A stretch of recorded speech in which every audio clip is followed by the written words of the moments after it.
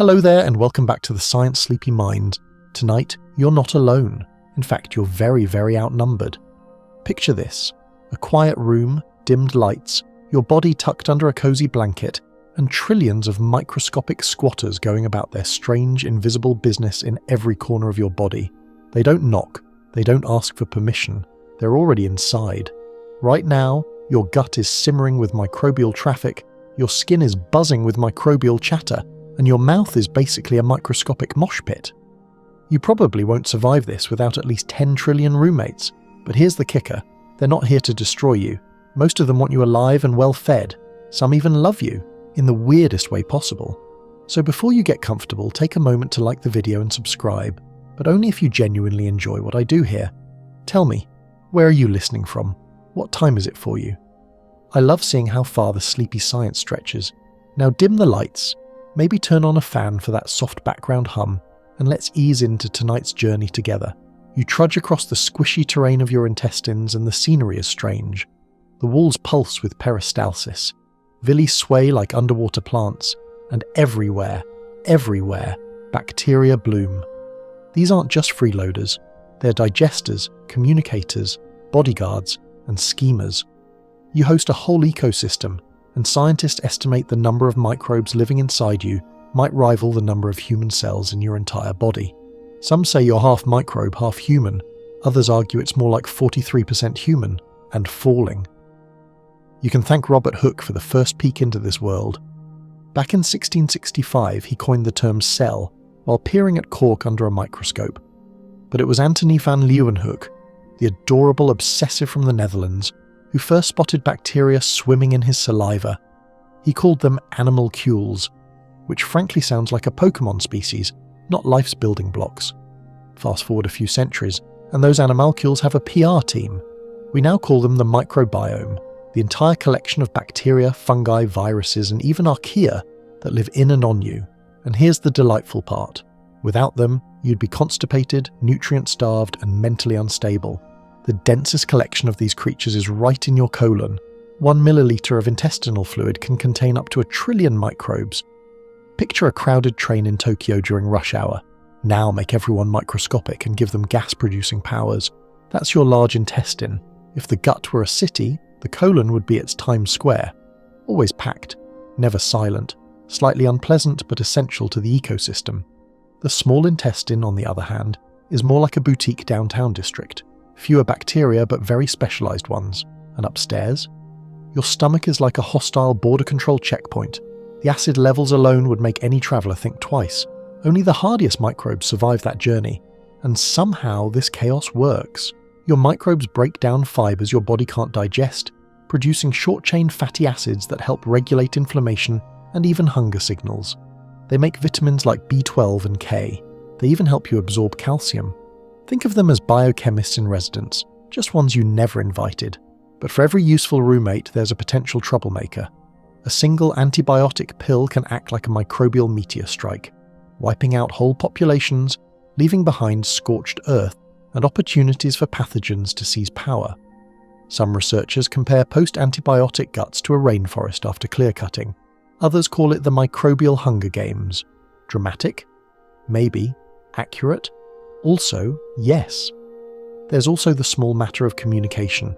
Your microbiome isn't just digesting your lunch, it's talking to your brain, not metaphorically, literally. Through chemical signals, neural pathways like the vagus nerve and hormonal messengers. Feeling anxious? It could be your gut. Craving carbs? Your bacteria might be bribing you. Here's a fun thought: they might even know you better than you do. Microbes can detect stress, shifts in sleep, changes in diet, and adjust their behavior accordingly. You, meanwhile, are still deciding whether to eat that second cookie. Historians still argue whether ancient physicians had any real grasp of microbes before the microscope, or whether they simply knew something invisible was up. Hippocrates thought all disease started in the gut, which is kind of correct, and kind of not. More fringe. In ancient Rome, physicians believed the balance of bodily fluids, black bile, yellow bile, blood and phlegm, determined your health. No mention of bacteria. But maybe they were just bad at branding.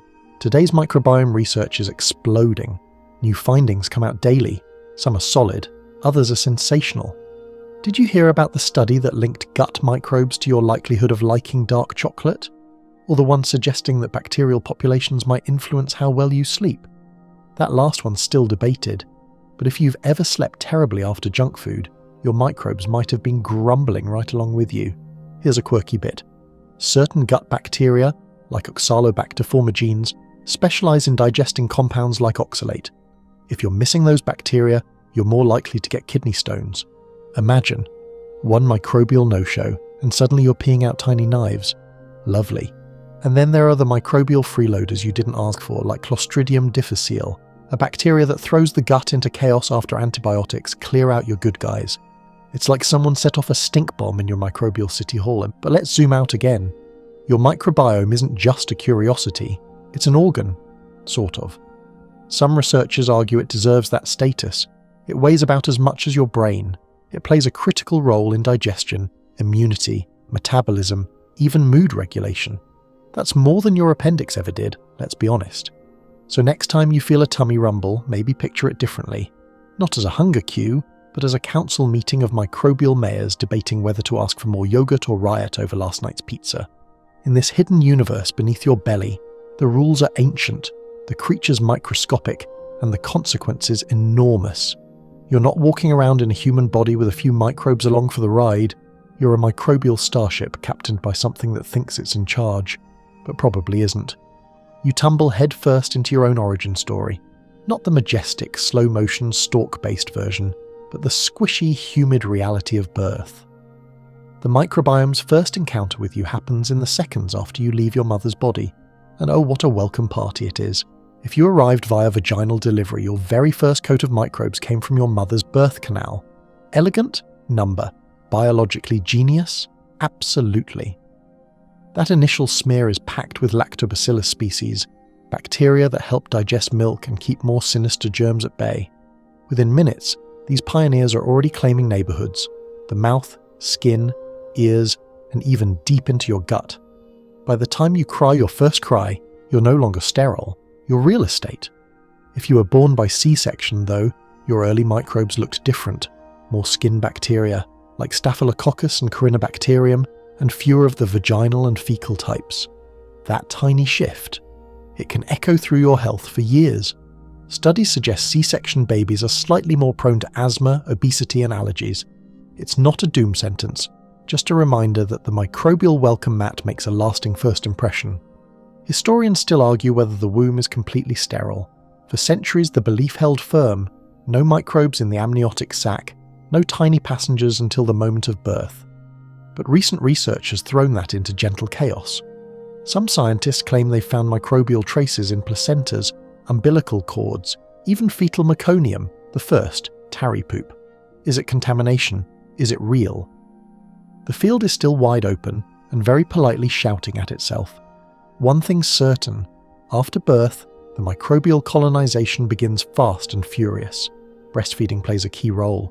Breast milk isn't just food, it's laced with prebiotics, like human milk oligosaccharides, HMOs, which your baby can't digest, but gut bacteria love. Especially Bifidobacterium infantis, a kind of microscopic milk sommelier that thrives on HMOs.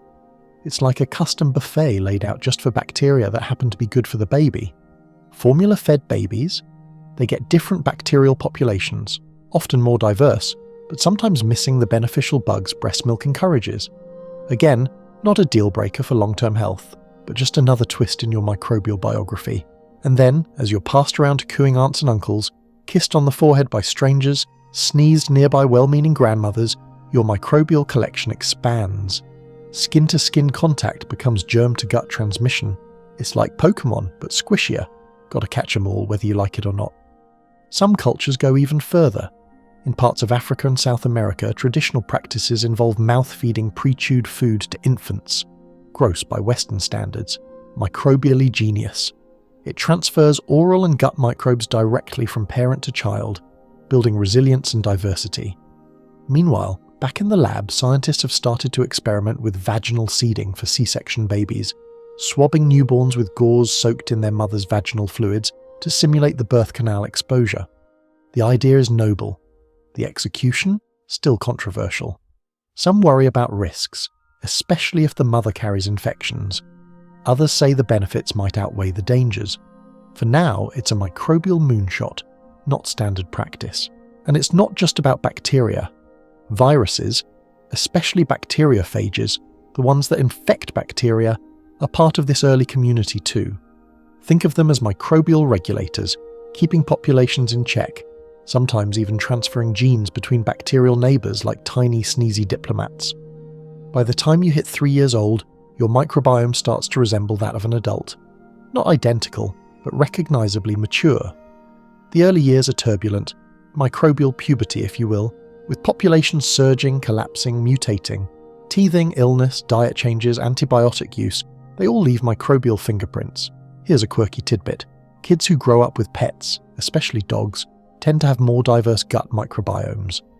The doggy diversity effect might protect against allergies and autoimmune diseases.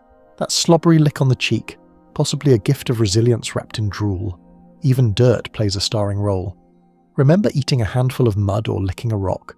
Yeah, your microbes remember. Kids in overly sterile environments often show less microbial diversity and higher rates of inflammatory conditions later in life. The so-called hygiene hypothesis suggests we're raising kids too clean for their own microbial good. The way modern birth and infant care have evolved, especially in the last century, has massively changed the way our microbiomes are built. Hospital births, bottle feeding, antibiotics, and the glorification of bleach have all shaped this hidden universe in ways we're still trying to map. Your gut might be modern, but it's missing some of its ancient friends. In fact, babies born in industrialized countries often lack certain bacterial species entirely, microbes that were common in our ancestors. Some of these lost strains might have helped regulate metabolism, control inflammation, or digest fibrous plants better, but they're vanishing, generation by generation. Scientists call this microbial extinction, and it's as unsettling as it sounds. Of course, not all ancient bacteria were friendly. Some of them caused infections, diarrhea, and worse. The trick was in the balance. Modern medicine saved us from deadly pathogens, but may have also exiled the helpful hitchhikers. Imagine your gut like an orchestra. In the first few years, your body is gathering musicians, a few clarinets, some violins, a rowdy section of tubas. But what if you never got the flutes? What if the conductor's missing? Those missing instruments don't make the whole song collapse, but it changes the tune. And so, your first few years, through birth, milk, dirt, kisses and cuddles, build the microbial fingerprint that might stay with you for life. You're no longer just your DNA. You're your microbes' legacy too, their preferences, their history, their strange bacterial alliances. So the next time someone tells you you've changed since birth, you can nod slowly and murmur, "Yes, I've gained about 10 trillion new microbial friends since then." You crawl, you slobber, you stick everything in your mouth, shoes, keys, dust bunnies, the occasional bug, and your microbiome, it loves you for it. By now, you're a toddler in full microbial acquisition mode. The world is a buffet, and your gut is setting the table. Every filthy handrail, every dropped pacifier, every grubby fistful of playground mulch is an opportunity for your microbial community to diversify. And honestly, you've never been more charmingly disgusting. It turns out childhood is one long bacterial networking event. Your immune system, still learning the ropes, plays host, while your microbiota expand like enthusiastic party crashers. Some take up long-term residence, others pop in for a few days and move along. Either way, they're all shaping the complex, unrepeatable constellation of microbes that will become you. Let's talk breast milk again, but this time focus on how it's not just food, and not even just probiotics. It's also a communication device. Human breast milk contains live bacteria, bifidobacteria, lactobacillus, and others, that colonize the infant gut. And mothers actually pass these along from their own intestines via immune cells. Yes, your body shipped gut bacteria to your boobs like some freaky maternal Amazon Prime service. But beyond the milk, dirt, dogs, dandelions, every grubby thing you ever touched. The kids who grow up in ultra-sanitized homes tend to have fewer microbial species. That's not always great. There's a quirky theory called the old friends hypothesis, a twist on the hygiene hypothesis, which suggests that we evolved to expect regular contact with ancient microbes from the natural world. Without them, our immune systems get dramatic, like a theatre kid without a role. Historians still argue whether rural children had fewer autoimmune diseases in the past due to more diverse microbial exposures, or if they were just too busy dodging cholera and cows to get diagnosed. But modern studies are clearer. Kids exposed to farm environments and animal microbes have lower rates of asthma and allergies. So go ahead, thank that goat from your third grade petting zoo trip. Dogs, in particular, are microbial treasure chests. Their fur, saliva, and muddy paws deliver a steady stream of environmental microbes into your home. One 2013 study even found that dog ownership can alter the microbiome of a household's entire floor. That's right, your dog is terraforming your carpet, one muddy paw print at a time. It's not just dirt and pets. Daycares, while a hotbed of cold viruses, are also rich in microbial mingling. Shared toys, swapped sippy cups, and the classic lick and pass technique all spread bacteria with glorious abandon. Germs, of course, get blamed for the sniffles, but for your microbiome, this is developmental gold. And then comes food, solid food. Welcome to the microbial menu. Everything you eat is either feeding you or feeding your gut bugs, sometimes both. Sweet potatoes? Great for bacteroides. Fermented cabbage? A probiotic dream. Chicken nuggets and apple juice? Less thrilling. Even picky eaters build up microbial diversity, though slower. The more variety, the more niches your microbes can fill. And fibre is microbial fertilizer. Think of it as compost for your colon. Without it, some bacteria start munching on your gut's mucus lining instead. Less ideal. Here's a weird one. Some children develop a fascination with eating non-food items. Dirt, clay, paint chips, chalk. It's called pica, and it's more common than you'd think. Anthropologists believe that in some cultures this behaviour might have served a biological purpose, possibly exposing kids to needed minerals or even helpful microbes. Or, possibly lead. Bit of a gamble. Another childhood milestone with microbial implications: antibiotics. The first time you got sick enough to need those pink bubblegum-flavoured antibiotics, your gut took a hit. Broad-spectrum antibiotics don't discriminate. They mow down pathogens and beneficial bacteria alike. It's like using a flamethrower to kill a housefly. Effective, but messy. For most healthy children, the microbiome bounces back after a round or two. But repeated exposure, especially in the first few years, can have long-term effects. Some studies link early antibiotic use to obesity, asthma, and even mood disorders later in life. Again, not fate, but microbial history leaves traces. Around this time, your immune system and microbiome are in constant conversation. Your gut lining is basically a high-security border crossing, with immune cells patrolling like TSA agents. Harmless bacteria, pass, potential invaders, flag and fight. But that system only learns nuance through exposure. It's the microbial equivalent of growing up in a diverse neighbourhood. More tolerance, less panic. Here's a charming but gross fact. Kids often share their microbiomes with siblings more than with parents.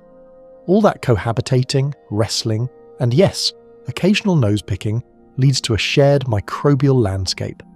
Twins raised together, practically microbiome clones. Twins raised apart, still eerily similar, but with different dietary and environmental flavourings. And don't forget the role of household items.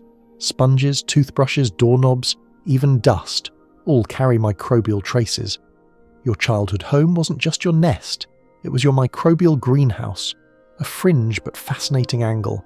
Some researchers speculate that early exposure to environmental fungi might shape how our immune systems respond to allergens.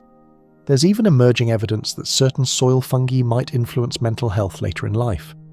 Imagine explaining to your therapist, "I think I'm depressed because I didn't eat enough dirt as a toddler." Of course, modern parents are often caught in the crossfire. One minute they're told to sanitize everything. The next, they're being urged to let their kids roll in compost. The truth lies somewhere in the muddy middle. Reasonable hygiene, yes, but not at the cost of microbial exploration. You, during those early, wobbly years, were more than a child.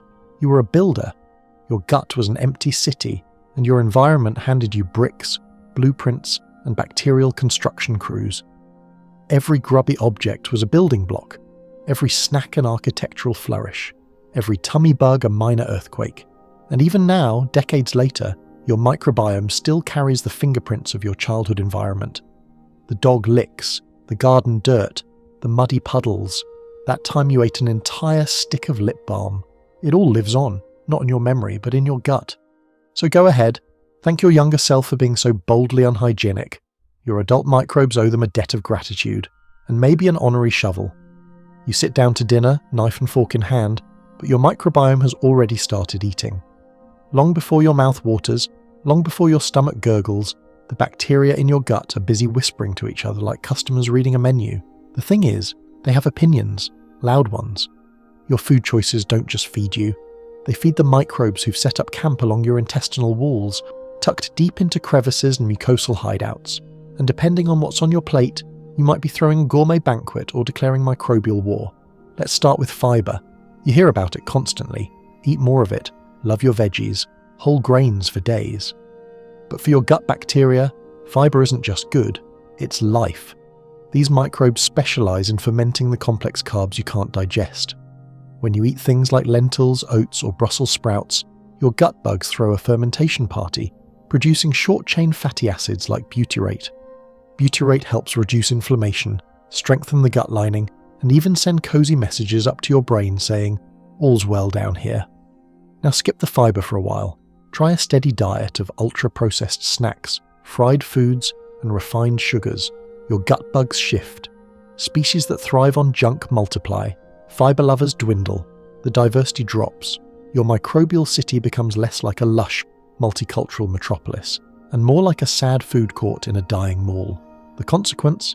Increased inflammation, mood swings, and a suspicious affection for late-night gas station snacks. Historians still argue whether ancient diets were better for the microbiome, or whether people were just lucky to avoid modern preservatives. What's clear is this: traditional diets, rich in whole plants, legumes, and fermented foods, support a more diverse microbial population. Take the Hadza people of Tanzania, modern hunter-gatherers whose microbiomes change with the seasons, reflecting what's available to eat. During berry season, bacteria that specialise in breaking down fruit sugars bloom. In meat-heavy months, another set takes over. It's microbial jazz, improvisational, flexible, alive. Compare that to a Western diet, predictable, packaged, and remarkably consistent. Your gut bacteria barely have to think, which might sound efficient, until you realise that microbial boredom leads to population collapse. Like an ecosystem with no new species, your gut becomes vulnerable to invaders and bad actors. Let's talk about fermented foods. Kimchi, sauerkraut, kefir, yogurt, kombucha. These are living foods, brimming with probiotic bacteria. You eat them, and you're basically sending reinforcements into your gut. Most of these bacteria don't settle permanently, but they still affect your internal ecosystem. Like tourists with money to spend, they alter the local economy before heading out. Fun side note, in ancient Japan, samurai warriors were once encouraged to eat pickled plums for gut strength. Today, scientists study similar foods for their anti-inflammatory effects. So, yes, your sourdough hobby might be borderline mystical, but not all bacteria are thrilled with every item on your plate. High-fat, high-protein diets, like certain versions of keto, can favour microbes that thrive in bile-rich environments. That's fine in moderation, but over time it may boost species like Bilophila wadsworthia, which sounds like a Dickensian villain and behaves like one too, linked to inflammation and colitis in animal studies. Still, diet's influence on the microbiome is not one-size-fits-all. Your genetic makeup, your early life exposures, your current stress levels, they all tweak how your gut responds to what you eat. Two people can eat the same salad and produce wildly different microbial responses. Your gut bugs are like finicky restaurant patrons.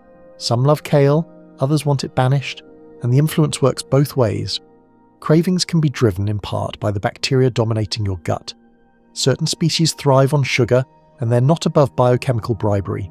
They send signals, neurotransmitters, hormones, that push you toward their preferred foods.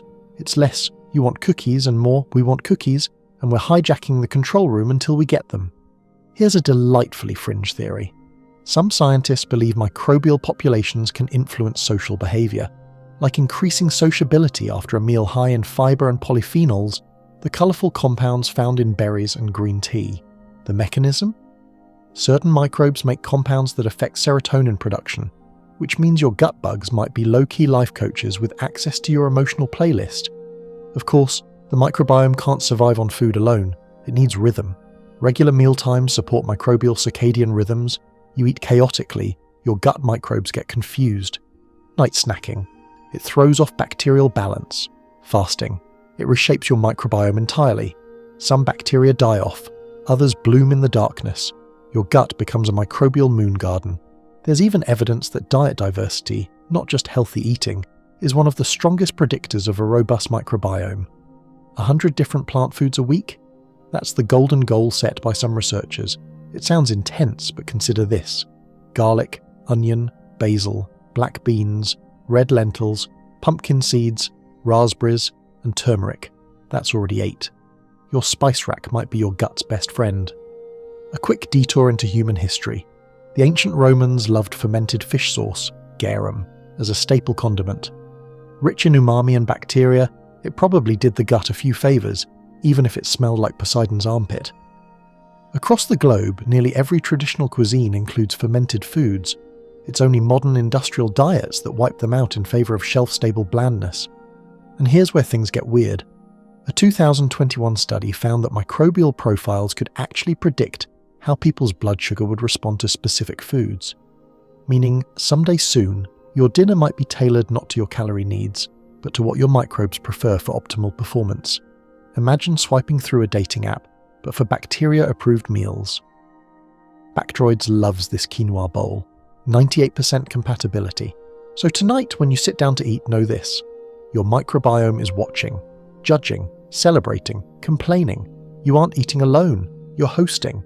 And depending on what you serve, your microbial guests might throw a wellness rave or a gas-powered mutiny, which is all to say, yes, eat your broccoli, but maybe throw in some kimchi and chickpeas too, for science, and for the tiny opinionated crowd in your colon. You ease deeper into the digestive tract now, beyond the flashy mechanics of chewing and stomach acid, into the stretch of highway known as the intestines. But don't let the bland name fool you. Down here, it's all about the real estate, and the hottest property in your body, the mucus. Yes, mucus. That slimy, slippery, glistening coating lining your gut like a gooey red carpet. To you, it's something to be politely ignored, unless you're blowing your nose during allergy season.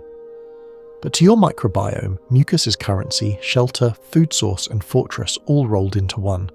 Welcome to the mucus economy. Your intestines are lined with 2 layers of mucus. The inner layer is like a strict VIP club. Tight security, no bacteria allowed. It keeps your microbes from rubbing too close against the delicate gut wall, which could trigger immune alarms. But the outer layer, that's more like an open-air market, bustling with microbial traders, street food stalls, and gossiping bacterial grandmas. Some bacteria specialise in living here. They don't just tolerate mucus, they eat it. Akkermansia mucinifera, a name that sounds like a Harry Potter spell, is one of the stars. This sleek little bacterium dines exclusively on mucus, and in return it helps regulate your gut lining, improve insulin sensitivity, and keep inflammation in check. It's the neighbour who throws the best block parties and also mows your lawn. But there's a dark side. If your diet is low in fibre, some bacteria will start gobbling up your mucus lining out of desperation.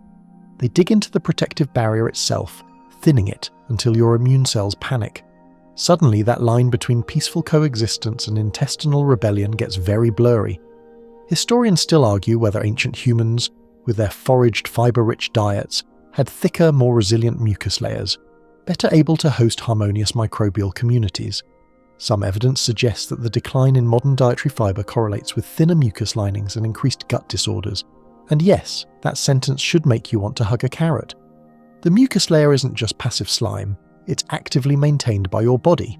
Specialised cells in your gut, called goblet cells, how quaint, are constantly producing it. These cells respond to your microbial population, adjusting the mucus recipe as needed. It's a diplomatic dance. Your body lays down the slime, and the microbes respond in kind, sometimes helpful, sometimes hostile.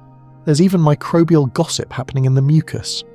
Bacteria secrete molecules called quorum sensing signals to communicate, basically microscopic text messages saying, "There's enough of us here to launch a project." That project might be making vitamins or attacking you, depends on the crowd. And mucus is more than just intestinal. You've got it lining your respiratory tract, reproductive tract, even your eyes. In each of those environments, different microbial economies thrive, adapted to different flavours and viscosities of slime. Your gut mucus is especially rich in glycans, complex sugars that some microbes treat like a buffet, and others can't digest at all. It's like lactose intolerance, but for bacteria. Let's throw in a quirky tidbit here. Researchers once discovered a fish that produces so much mucus, it can clog the mouth of a shark. It's called the hagfish, and its slimy defense strategy has inspired studies into how mucus in other animals, including us, evolved to manage microbial threats. Imagine weaponized slime. Now dial it down for everyday gut peacekeeping. That's the vibe. But things get dicey when that mucus barrier breaks down. Chronic stress, antibiotics, sugar-heavy diets, all of these can lead to leaky gut, where the tight junctions in your intestinal lining loosen and bacteria or their toxins slip through. It's like a sewer breach into your bloodstream. Cue inflammation, fatigue, skin flare-ups, and a general sense of, why do I feel like garbage? It's not just a wellness trend either. Conditions like ulcerative colitis, Crohn's disease, and even type 2 diabetes have been linked to disruptions in the mucus layer and the microbial communities that live there. Scientists are still debating whether the bacteria change first and cause the disease, or whether the disease shifts the mucus, which changes the bacteria. Classic chicken and egg, but with more slime. Meanwhile, your gut isn't taking any of this lying down. It deploys secretory IgA, an antibody that acts like a microbial bouncer. It coats bacteria in the mucus, preventing them from getting too cozy with your gut lining. Think of it as velvet rope enforcement, keeping everyone politely distant. And it's not all gloom. Some people have more robust mucus layers than others, naturally. Genetics plays a role. So does diet. So does the sheer luck of which microbial species showed up at your microbial housewarming party when you were a baby. Remember Akkermansia, that mucus-munching superstar? It's now being studied as a potential probiotic supplement. Not only does it reinforce the mucus layer, but it also interacts with your metabolism in weirdly hopeful ways. Mice given extra Akkermansia get thinner, resist diabetes, and seem generally perkier. Human trials are ongoing, but it's enough to make you want to whisper sweet nothings to your intestinal lining. Speaking of sweet things, artificial sweeteners like saccharin and sucralose have been shown in some studies to disrupt the gut microbiota and possibly erode mucus protection. Historians don't argue about this one, but researchers sure do. The data is mixed. But if your gut lining starts protesting after a sugar-free soda spree, maybe listen. Now imagine the mucus layer as a foggy twilight world, half physical, half chemical, alive with whispers. Bacteria drift and bump, communicate and compete. The ones that play nice, they strengthen your barrier, calm your immune system, and keep your digestion on track.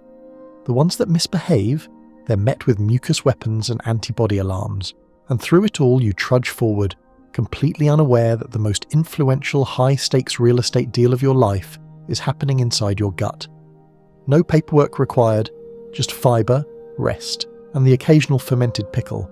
So next time someone says you're full of crap, you can smile serenely and think, actually, I'm full of mucus, and my microbial tenants are thriving in it. You're walking through a grocery store, headphones in, trying to remember if you needed oat milk or regular milk, or both, and suddenly you're overwhelmed with the urge to buy pickles, like your soul just whispered brine. Was that you making the decision, or was it them?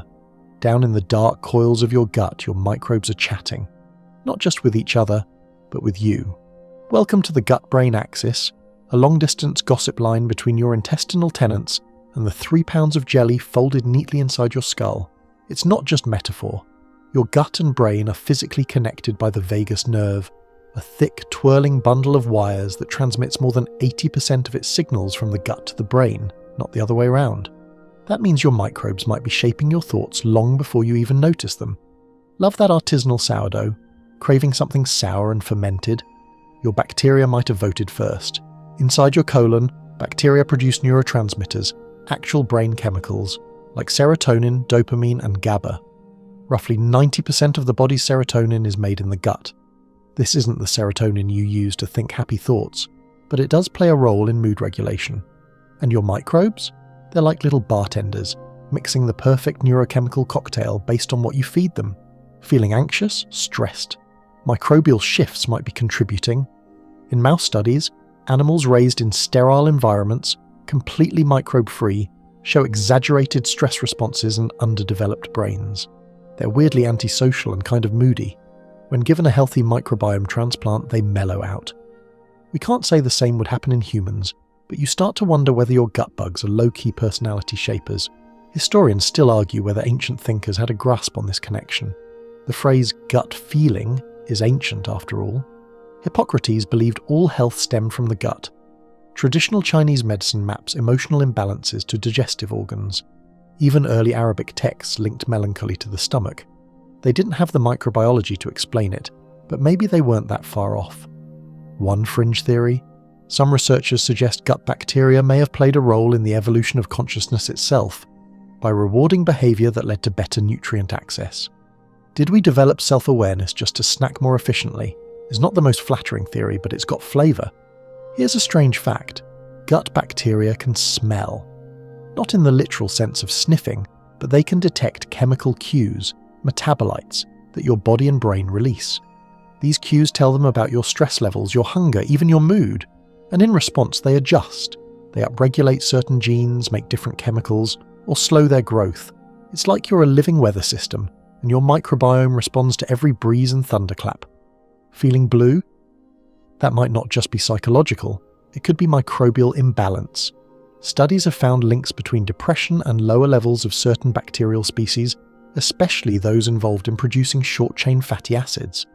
People with major depressive disorder often have less microbial diversity overall. Whether this is cause or effect is still debated, but the link is clear enough that psychobiotics, bacteria that influence mood, are now a hot research topic. Some scientists have even tested transferring microbiota from depressed humans into mice. The result? The mice start acting depressed, less sociable, less motivated, which is both fascinating and bleak. On the flip side, certain probiotics seem to reduce anxiety in humans. One study showed that after just 4 weeks of consuming Lactobacillus helveticus and Bifidobacterium longum, participants reported less stress and improved cognitive function. You might call it yogurt for your feelings. Let's not forget cravings. Ever feel like your body is demanding chocolate, like some primal deity awakening? That could be your microbes again. Some bacteria thrive on sugar and simple carbs. They can influence your taste receptors, modulate hunger hormones like ghrelin and leptin, and even activate reward pathways in the brain. The result? You want what they want. Of course, this microbial manipulation isn't malicious. It's not mind control, it's co-evolution. Your body gets energy, your microbes get nutrients. Everyone wins, until ultra-processed food throws a wrench in the system. Fun tidbit: fermented foods not only deliver probiotics, but also produce bioactive compounds that interact with your nervous system. Kimchi contains GABA. Sauerkraut produces acetylcholine precursors. Your fridge might be a low-key pharmacy, and remember that vagus nerve, you can stimulate it on purpose. Deep breathing, cold showers, singing, and even humming can activate the vagus nerve, improving gut-brain communication and calming inflammation. It's like tuning an instrument, one that stretches from your abdomen to your head. There's even speculation that gut health could influence more serious cognitive conditions. Early studies suggest that people with Parkinson's disease have different microbiomes, often with fewer anti-inflammatory bacteria. In fact, some symptoms begin in the gut years before brain symptoms appear. Alzheimer's? Similar microbiome links are being explored. It's early science, but compelling enough that Big Pharma is watching closely. Of course, correlation isn't causation. Your gut changes with your lifestyle, age, and health.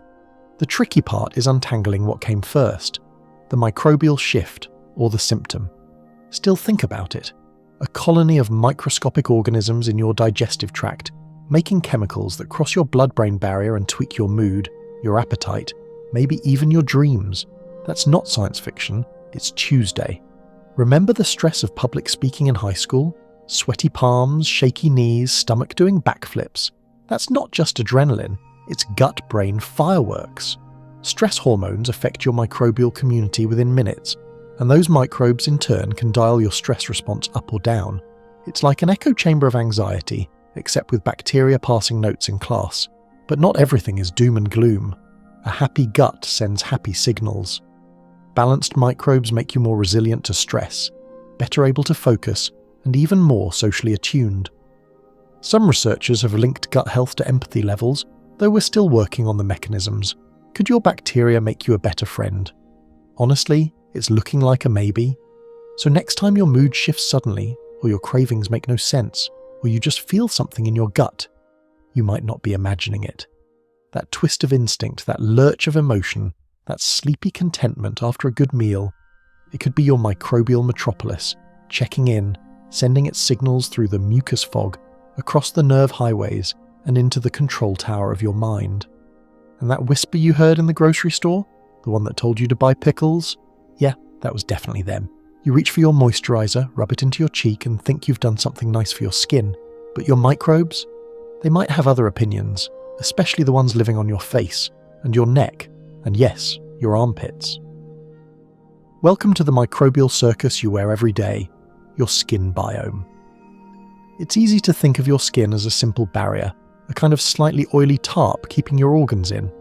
But zoom in just a bit, and it becomes a sprawling ecosystem, crawling with microscopic inhabitants, not just bacteria but also fungi, viruses, and the occasional microscopic mite. Your body isn't just hosting them, it is them. Think of your skin like a continent, divided into wildly different climates. Your forehead, that's an oily desert, hot, shiny, and perfect for cutibacterium acnes, the little guys behind teen breakouts and adult existential dread.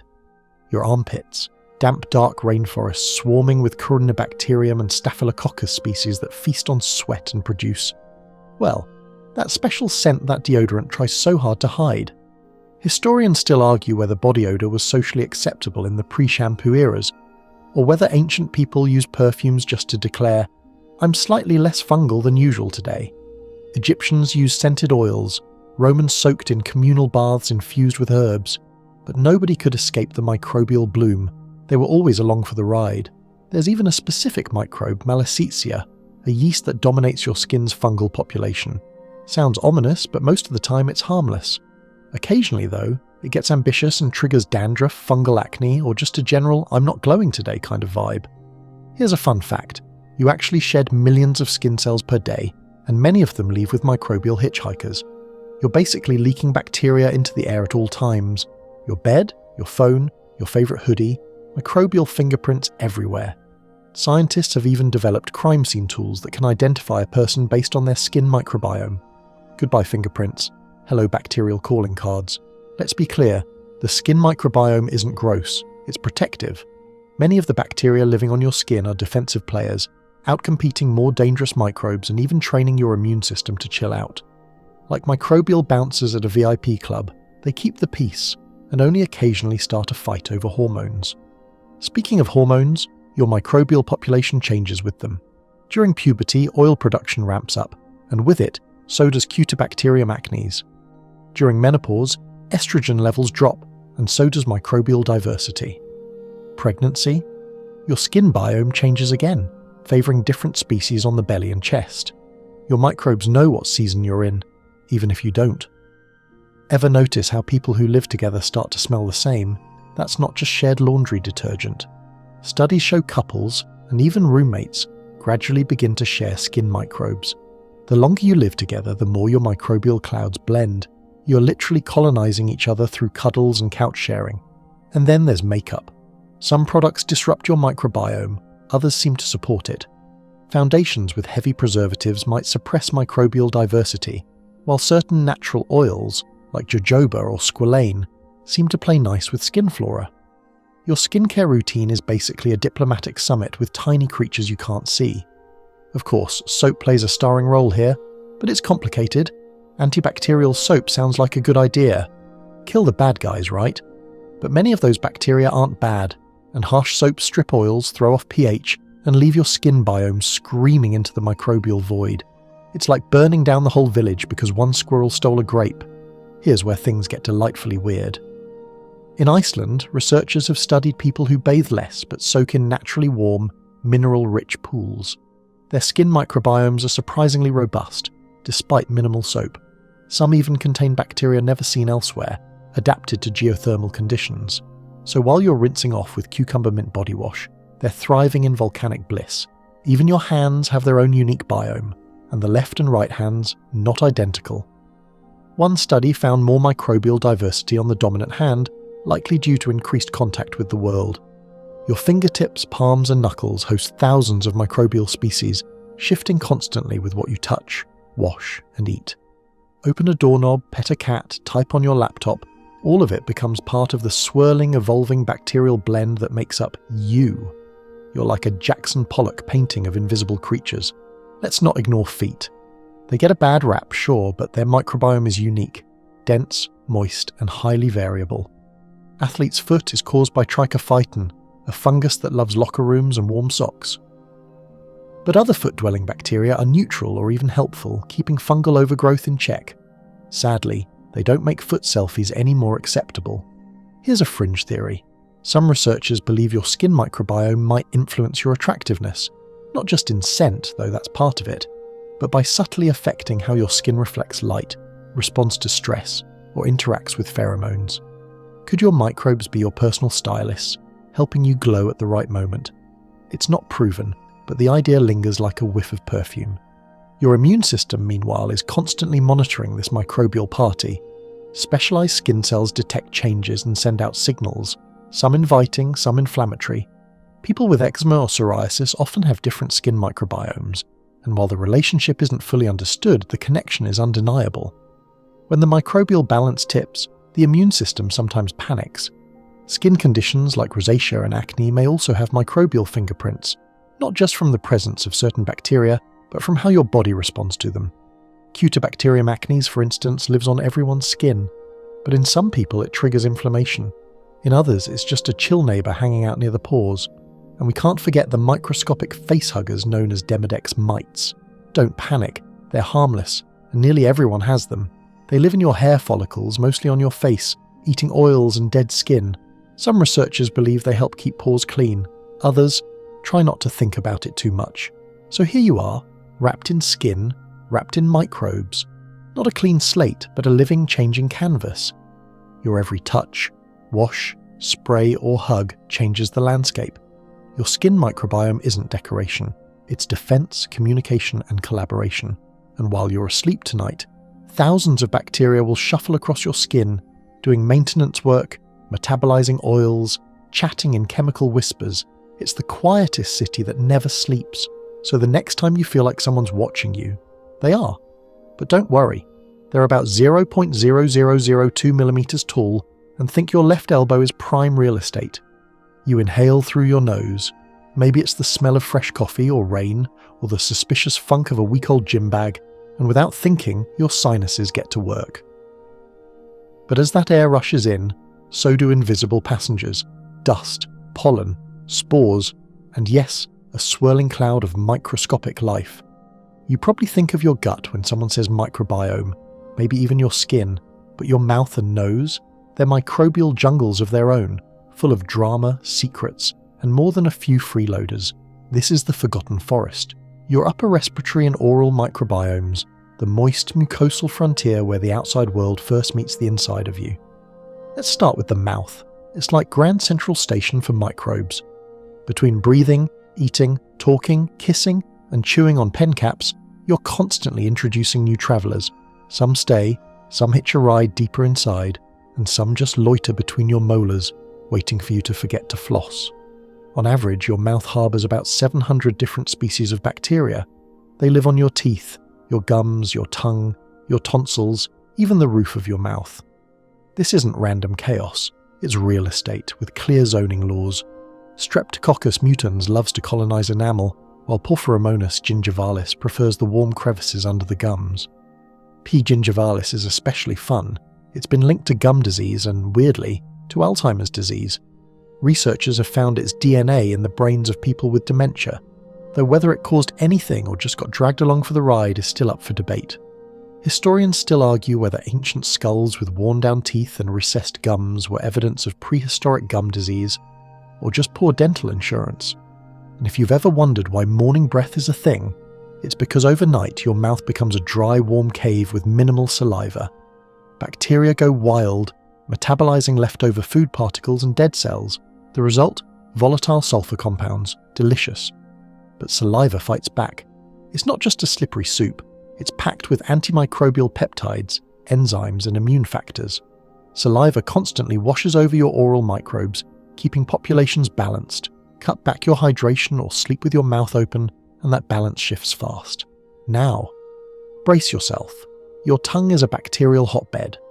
The surface looks smooth to the naked eye, but under magnification, it's a forest of tiny crevices. Think of it as a coral reef made of flesh, vibrant, humid, constantly fed. Bacteria love it. They cling to the rough surface, form biofilms, and sometimes even act as taste bud bouncers, influencing your taste perception. That's right, your microbial freeloaders might be editing your flavour experience like a bad film director. And then there's the nose. You breathe over 20,000 times a day, and every breath is a microbial windstorm. Your nostrils are the first checkpoint, lined with hairs and mucus to trap incoming riffraff. But it's not just about defence. The nasal microbiome plays an active role in immunity, especially when it comes to airborne pathogens. One of the big players here is Staphylococcus aureus. In some people, it just hangs out harmlessly in the nostrils. In others, it turns nasty, causing infections from skin boils to sepsis. Scientists still don't fully understand what flips the switch from guest to villain. Maybe it's competition, maybe it's stress, maybe it's just a microbial midlife crisis. Here's a quirky fact. You can train your nasal microbiome. In a fringe experiment, researchers introduced harmless strains of Corynebacterium to the noses of hospital workers. The idea was to outcompete Sore aureus by filling the space with nicer, less stabby bacteria.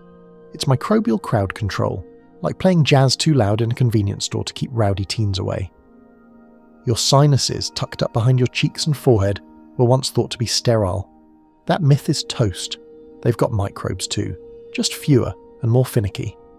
When the balance tips, you get sinus infections, sometimes caused by bacteria, sometimes by viruses, sometimes by no one knows.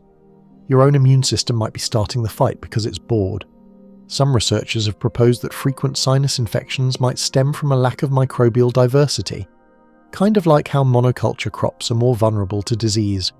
If your nasal passages are too uniform, a single invader can take over. Sprinkle in a few unexpected species, and the ecosystem might hold strong. Let's return to the mouth for a second, because here's where things get romantic. Kissing exchanges up to 80 million bacteria per session. That's not just love, it's microbial fusion. Couples who kiss frequently tend to share more similar oral microbiomes. Long-term relationships, even more convergence. You're not just swapping affection, you're blending ecosystems. And guess what? The more diverse your oral microbiome, the better your dental health tends to be. It's counterintuitive, but true.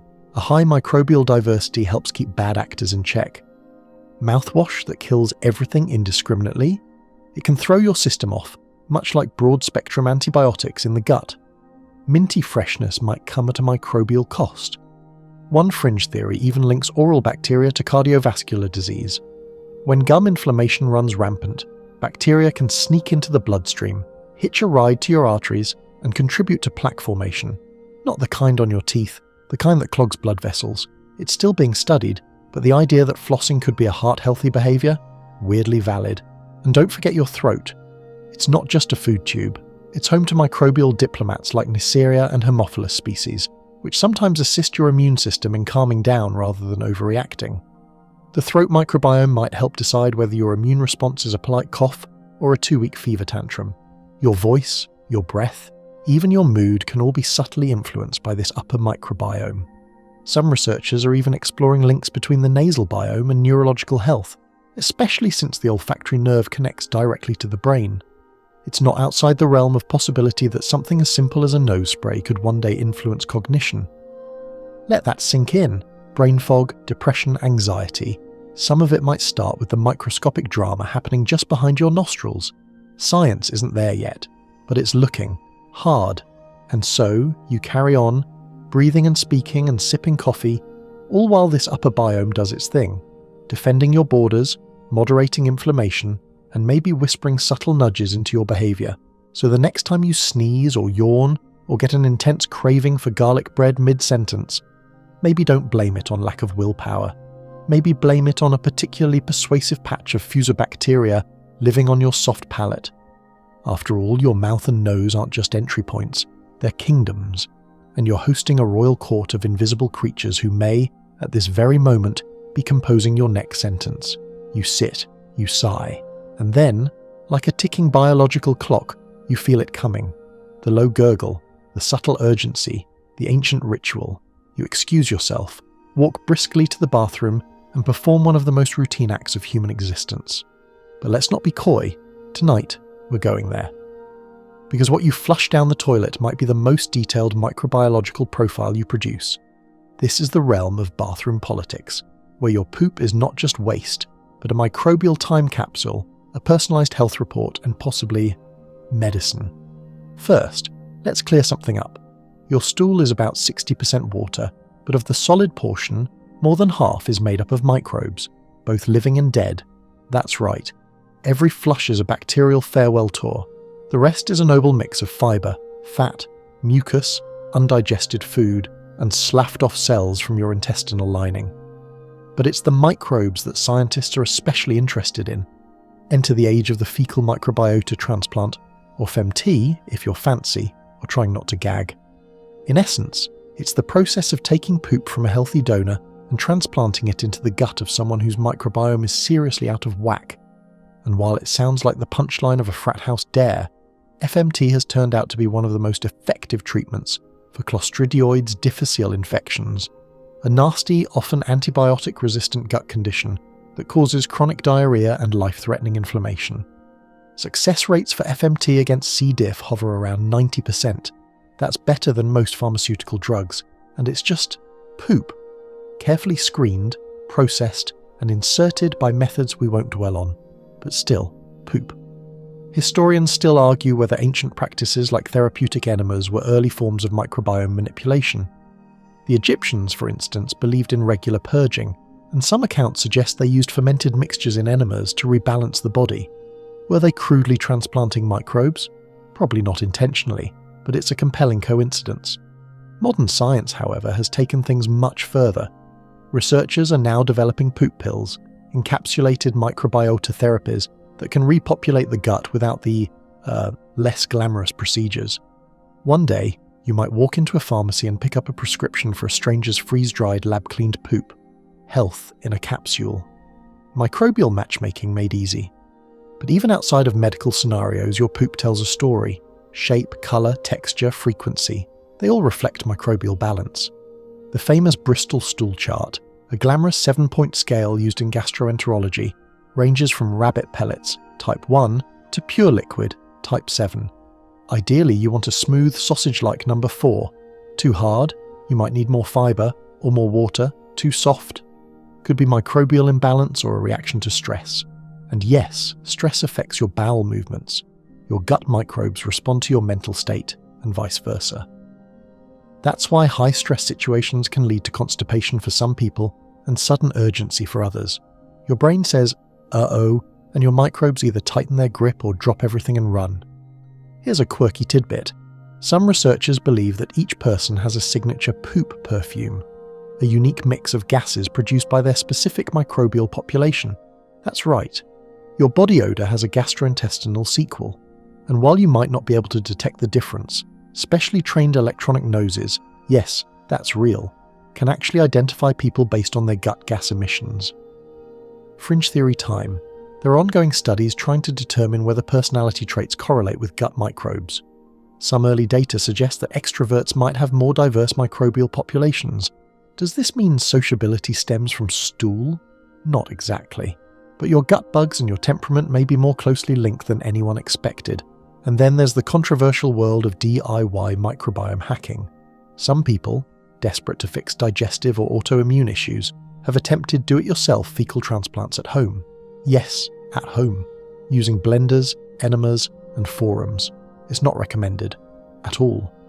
Without rigorous screening, you risk transferring pathogens, parasites, or even triggering autoimmune reactions. Your cousin's clean bill of health is not FDA clearance. Still, the demand speaks volumes. People are beginning to recognize that the gut holds more power over health than previously imagined. Weight, mood, energy, immunity, they're all connected, and some are willing to try anything to get back in balance. Let's get slightly philosophical for a moment. In many ways, your stool is your body's final editorial on the day's events. It contains chemical messages, metabolic byproducts, and the remains of microbial debates you didn't even know were happening. Whether it's a peaceful resolution or a screaming match depends on how well your ecosystem is functioning. That's why companies now offer at-home microbiome testing kits. You mail in a sample, wrapped, double-wrapped, and sealed tighter than state secrets, and a few weeks later, you get a readout of your gut flora. Charts, species lists, even recommendations. Try more legumes. Consider adding fermented foods. Reduce artificial sweeteners. It's like a horoscope, but based on science. And stool. Of course, these tests have limitations.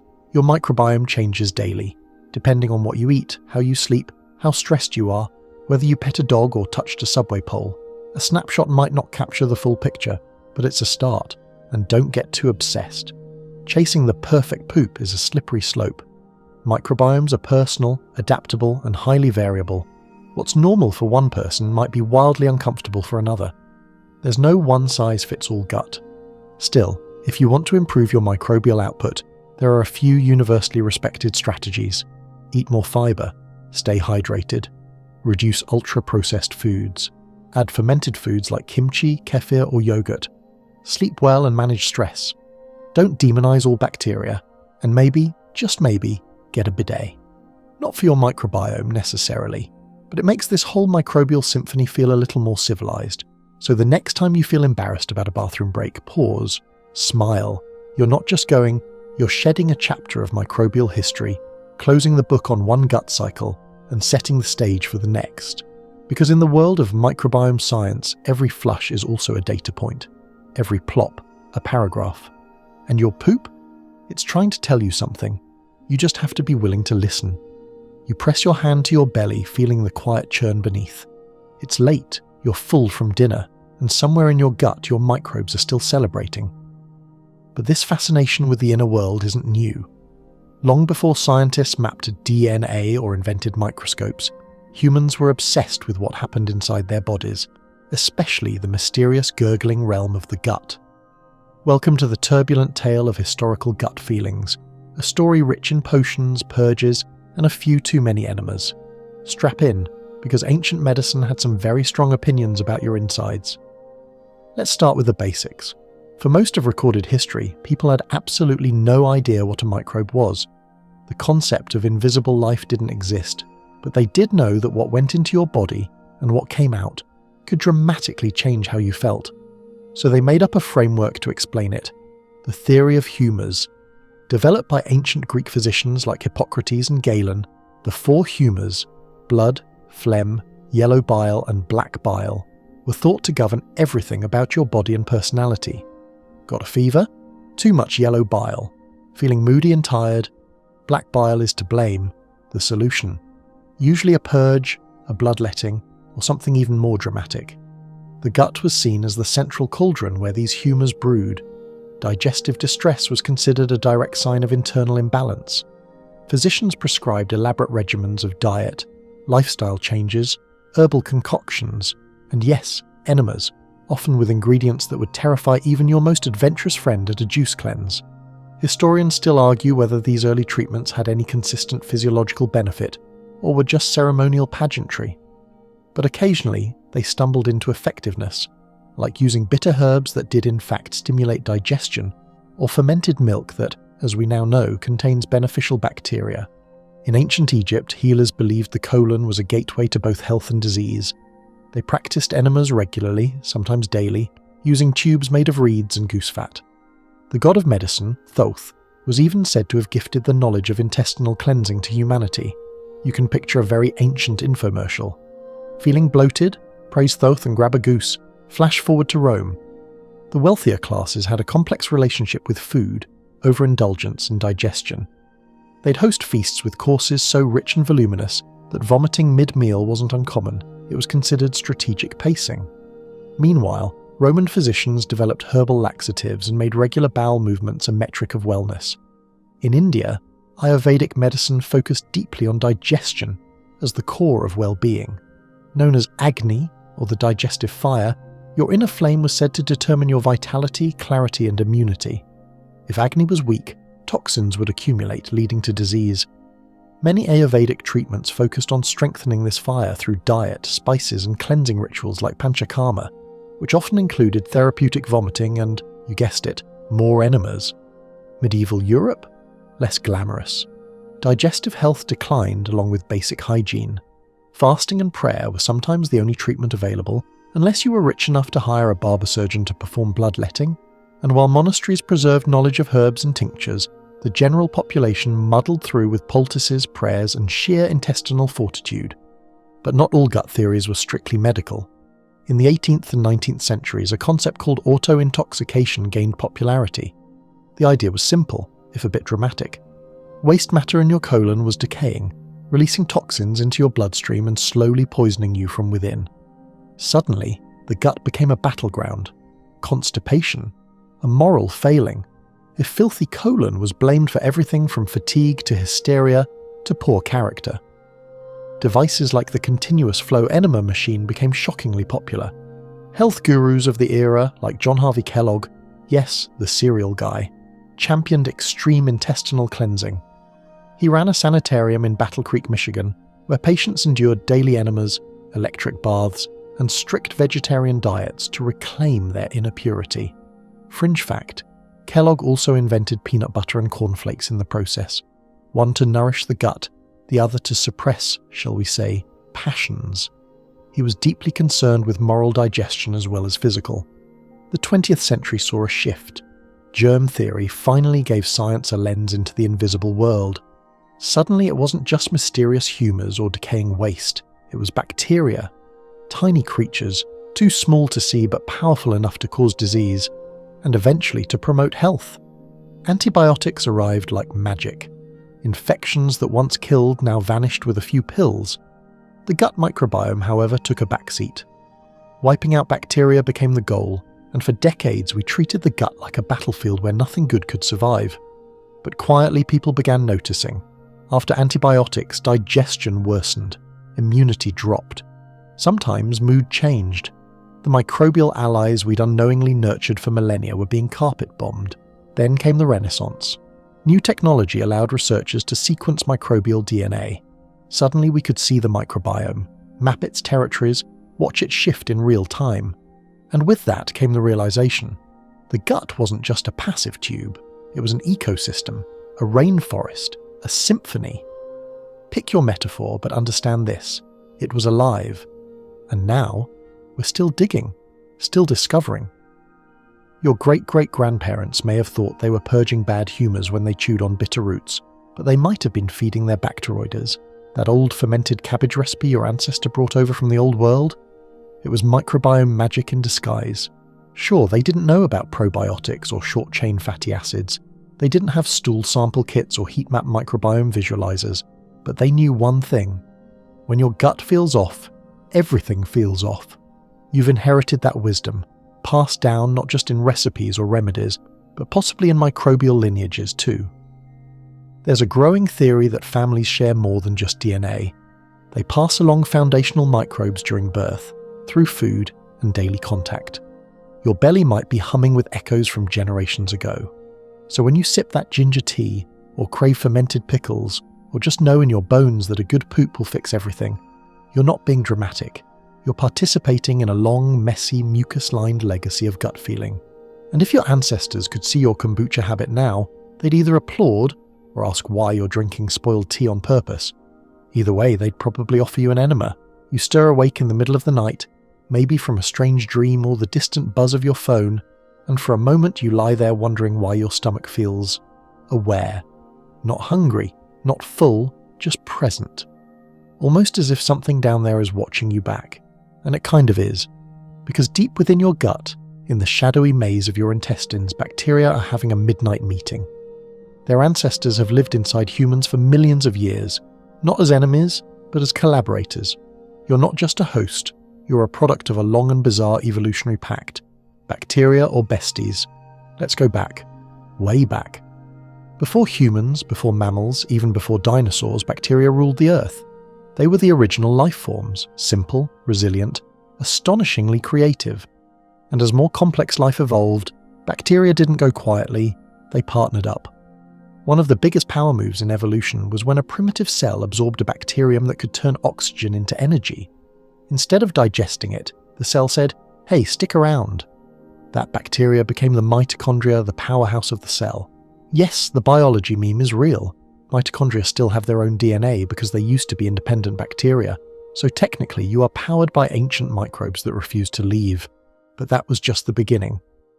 As animals evolved, many formed symbiotic relationships with bacteria, mutually beneficial partnerships that shaped their bodies, behaviours, and diets. Termites can't digest wood on their own.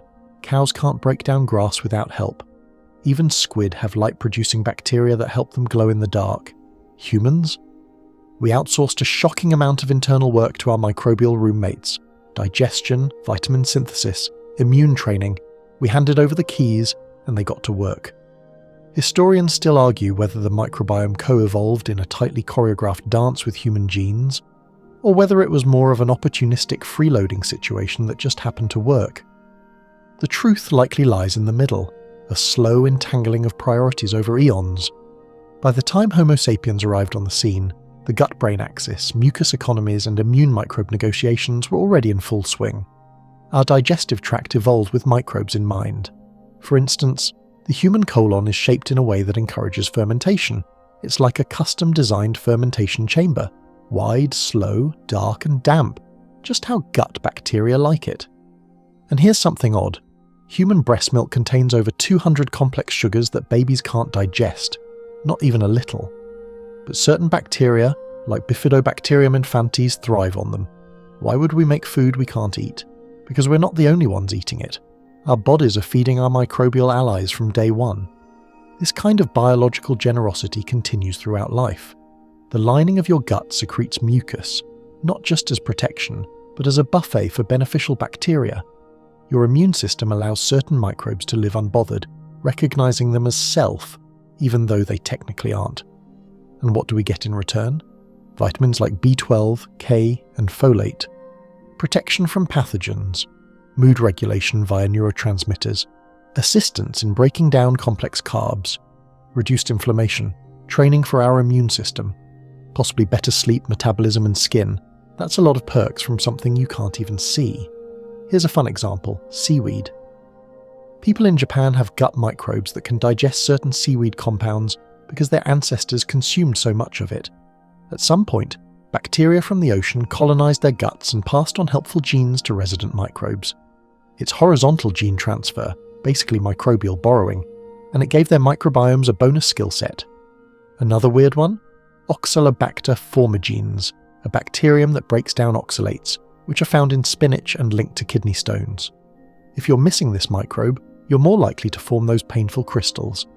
Evolutionarily, people who ate a lot of leafy greens likely had better outcomes if they hosted this bacterial buddy. There's even speculation that microbial partnerships may have influenced our food preferences. Craving fermented foods, fibre-rich roots, or certain fats might have once been a survival strategy, encouraged by gut microbes that wanted those nutrients to keep their own populations healthy. Fringe theory alert. Some researchers wonder if gut microbes helped early humans adapt to new environments by modulating energy use and immune response. As our ancestors migrated into new climates with unfamiliar diets, it may have been the microbiome, not just the genome, that helped them thrive. In that sense, evolution wasn't happening to us alone, it was happening to us and them. But not all partnerships are perfectly balanced. Some bacteria can become opportunistic. Under the wrong conditions, say, a low-fibre diet or repeated antibiotics, microbes that were once benign can turn disruptive. Like an intern who suddenly takes over the office, their growth throws the system into chaos. Still, most of the time the relationship holds. Even your immune system, designed to recognize and destroy invaders, has a soft spot for your gut microbes. Regulatory T cells, a type of immune peacekeeper, help prevent overreactions to friendly bacteria. In mice raised without microbes, germ-free mice, the immune system is underdeveloped, confused, and easily spooked. Microbes, it turns out, are the tutors that help your body learn what not to freak out about. And in return, we give them a home, warmth, and a never-ending supply of food. So are your gut bacteria parasites, freeloaders, hijackers? Nope. They're co-evolved companions, the original roommates, sometimes annoying, occasionally needy, but mostly helpful. Think of it this way. Your body is a cruise ship. Your cells run the engine, but your microbes, they manage the buffet, clean the cabins, entertain the passengers, and occasionally steer the wheel. Without them, the ship drifts, sputters, or runs aground. So the next time you think of evolution as a march of increasingly upright apes, remember that none of it happened in a vacuum. It happened with trillions of microbial voices along for the ride, evolving alongside us, sometimes pulling the strings, sometimes just enjoying the trip. You're not the final product of evolution. You're co-authored. You stand in the checkout line staring at gum options you don't need and magazines you'd never buy. You're here for toilet paper, and somehow you've also picked up sparkling water, a random granola bar, and the sudden urge to try kefir even though you barely know what it is. Strange. Was it free will or microbial suggestion? Because as wild as it sounds, scientists are starting to explore whether the creatures in your gut might be more persuasive than you think. Welcome to the uncanny world of microbial identity theft, where your bacteria don't just digest your food, they might be subtly steering your behaviour. Let's start with cravings. You feel a deep, irrational need for ice cream. Not hunger, not desire, need, and it's not always you. Certain gut bacteria thrive on specific nutrients, simple sugars, starches, fats, and they've evolved ways to encourage their host, that's you, to feed them what they want. These bacteria can influence hormone production, especially ghrelin and leptin, the hunger and fullness signals. They also produce neurotransmitters like dopamine and serotonin, which play a huge role in mood and reward. So, if a particular bacterial group gets what it wants, say, a delicious creamy donut, you get a dopamine hit. Reinforcement, pleasure, repeat behavior, and the bugs, they get fed and expand their territory. Historians still argue whether ancient philosophies that separated mind and body were ever helpful, or whether the gut has always had more of a say in what the mind really wants. Even Hippocrates, who gets quoted too often, said, "All disease begins in the gut, but maybe some decisions do too." Now, to be clear, we're not saying your microbes are plotting against you like a Bond villain in a petri dish. But there's growing evidence that they can influence mood, cognition, and risk-taking behavior in measurable ways. Consider this fringe study. Mice who received gut microbes from more anxious mice became anxious themselves, even without any external stress. Same goes for boldness. Mice with braver microbiota took more risks, explored more mazes. It's as if the bacteria whispered, "Don't worry, go ahead, what could possibly go wrong?" And what about humans? Studies are still in early stages, but early results are tantalizing. Some researchers have identified certain bacterial profiles more common in people with depression, anxiety, or even autism spectrum disorder. Cause or effect, still unclear. But the correlation is strong enough to raise eyebrows. And funding. Here's a quirky tidbit. Your gut microbiome might affect your political leanings. No, really. A fringe but fascinating theory suggests that people with more pro-inflammatory microbial profiles may be more prone to fear-based responses, which could, in turn, influence conservative tendencies. Others with more robust anti-inflammatory species might gravitate toward openness and novelty. It's not destiny, of course. But it raises an awkward question. Are you a liberal because of your lactobacillus? Even more weird? Some microbes appear to influence social behavior. Oxytocin, the so-called love hormone, is impacted by gut health. In animal studies, social bonding is stronger in animals with diverse gut flora. The mechanism? Likely a combination of neurotransmitter shifts, vagus nerve stimulation, and hormonal modulation. Translation: your microbes may want you to have more friends. Why? Simple. More social contact means more microbial sharing. Kissing, touching, shared meals, it's all microbe swapping heaven. From an evolutionary standpoint, it benefits them. So if a group of microbes can boost your mood when you hang out with friends, you'll be more likely to do it again. And just like that, your bacteria are writing your weekend plans. Here's where things get a little unsettling. Some pathogens are known to intentionally manipulate host behavior. The parasite Toxoplasma gondii, for example, reduces a rodent's fear of cats, making it more likely to get eaten, which is exactly what the parasite needs to complete its life cycle. Is that conscious manipulation? Number. But it's effective, and it shows how microbes can shape behavior with surgical precision. Could similar mechanisms be at play in humans? That's still fringe science, but some researchers think so. Gut microbes have access to your immune system, your nervous system, and your endocrine system. That's basically the holy trinity of body control. If they whisper to all three, subtle changes in behaviour become not just possible, but likely. Let's not get dystopian here. You're not a meat puppet driven entirely by microbes. You're still you, mostly. But imagine your gut as a democratic republic.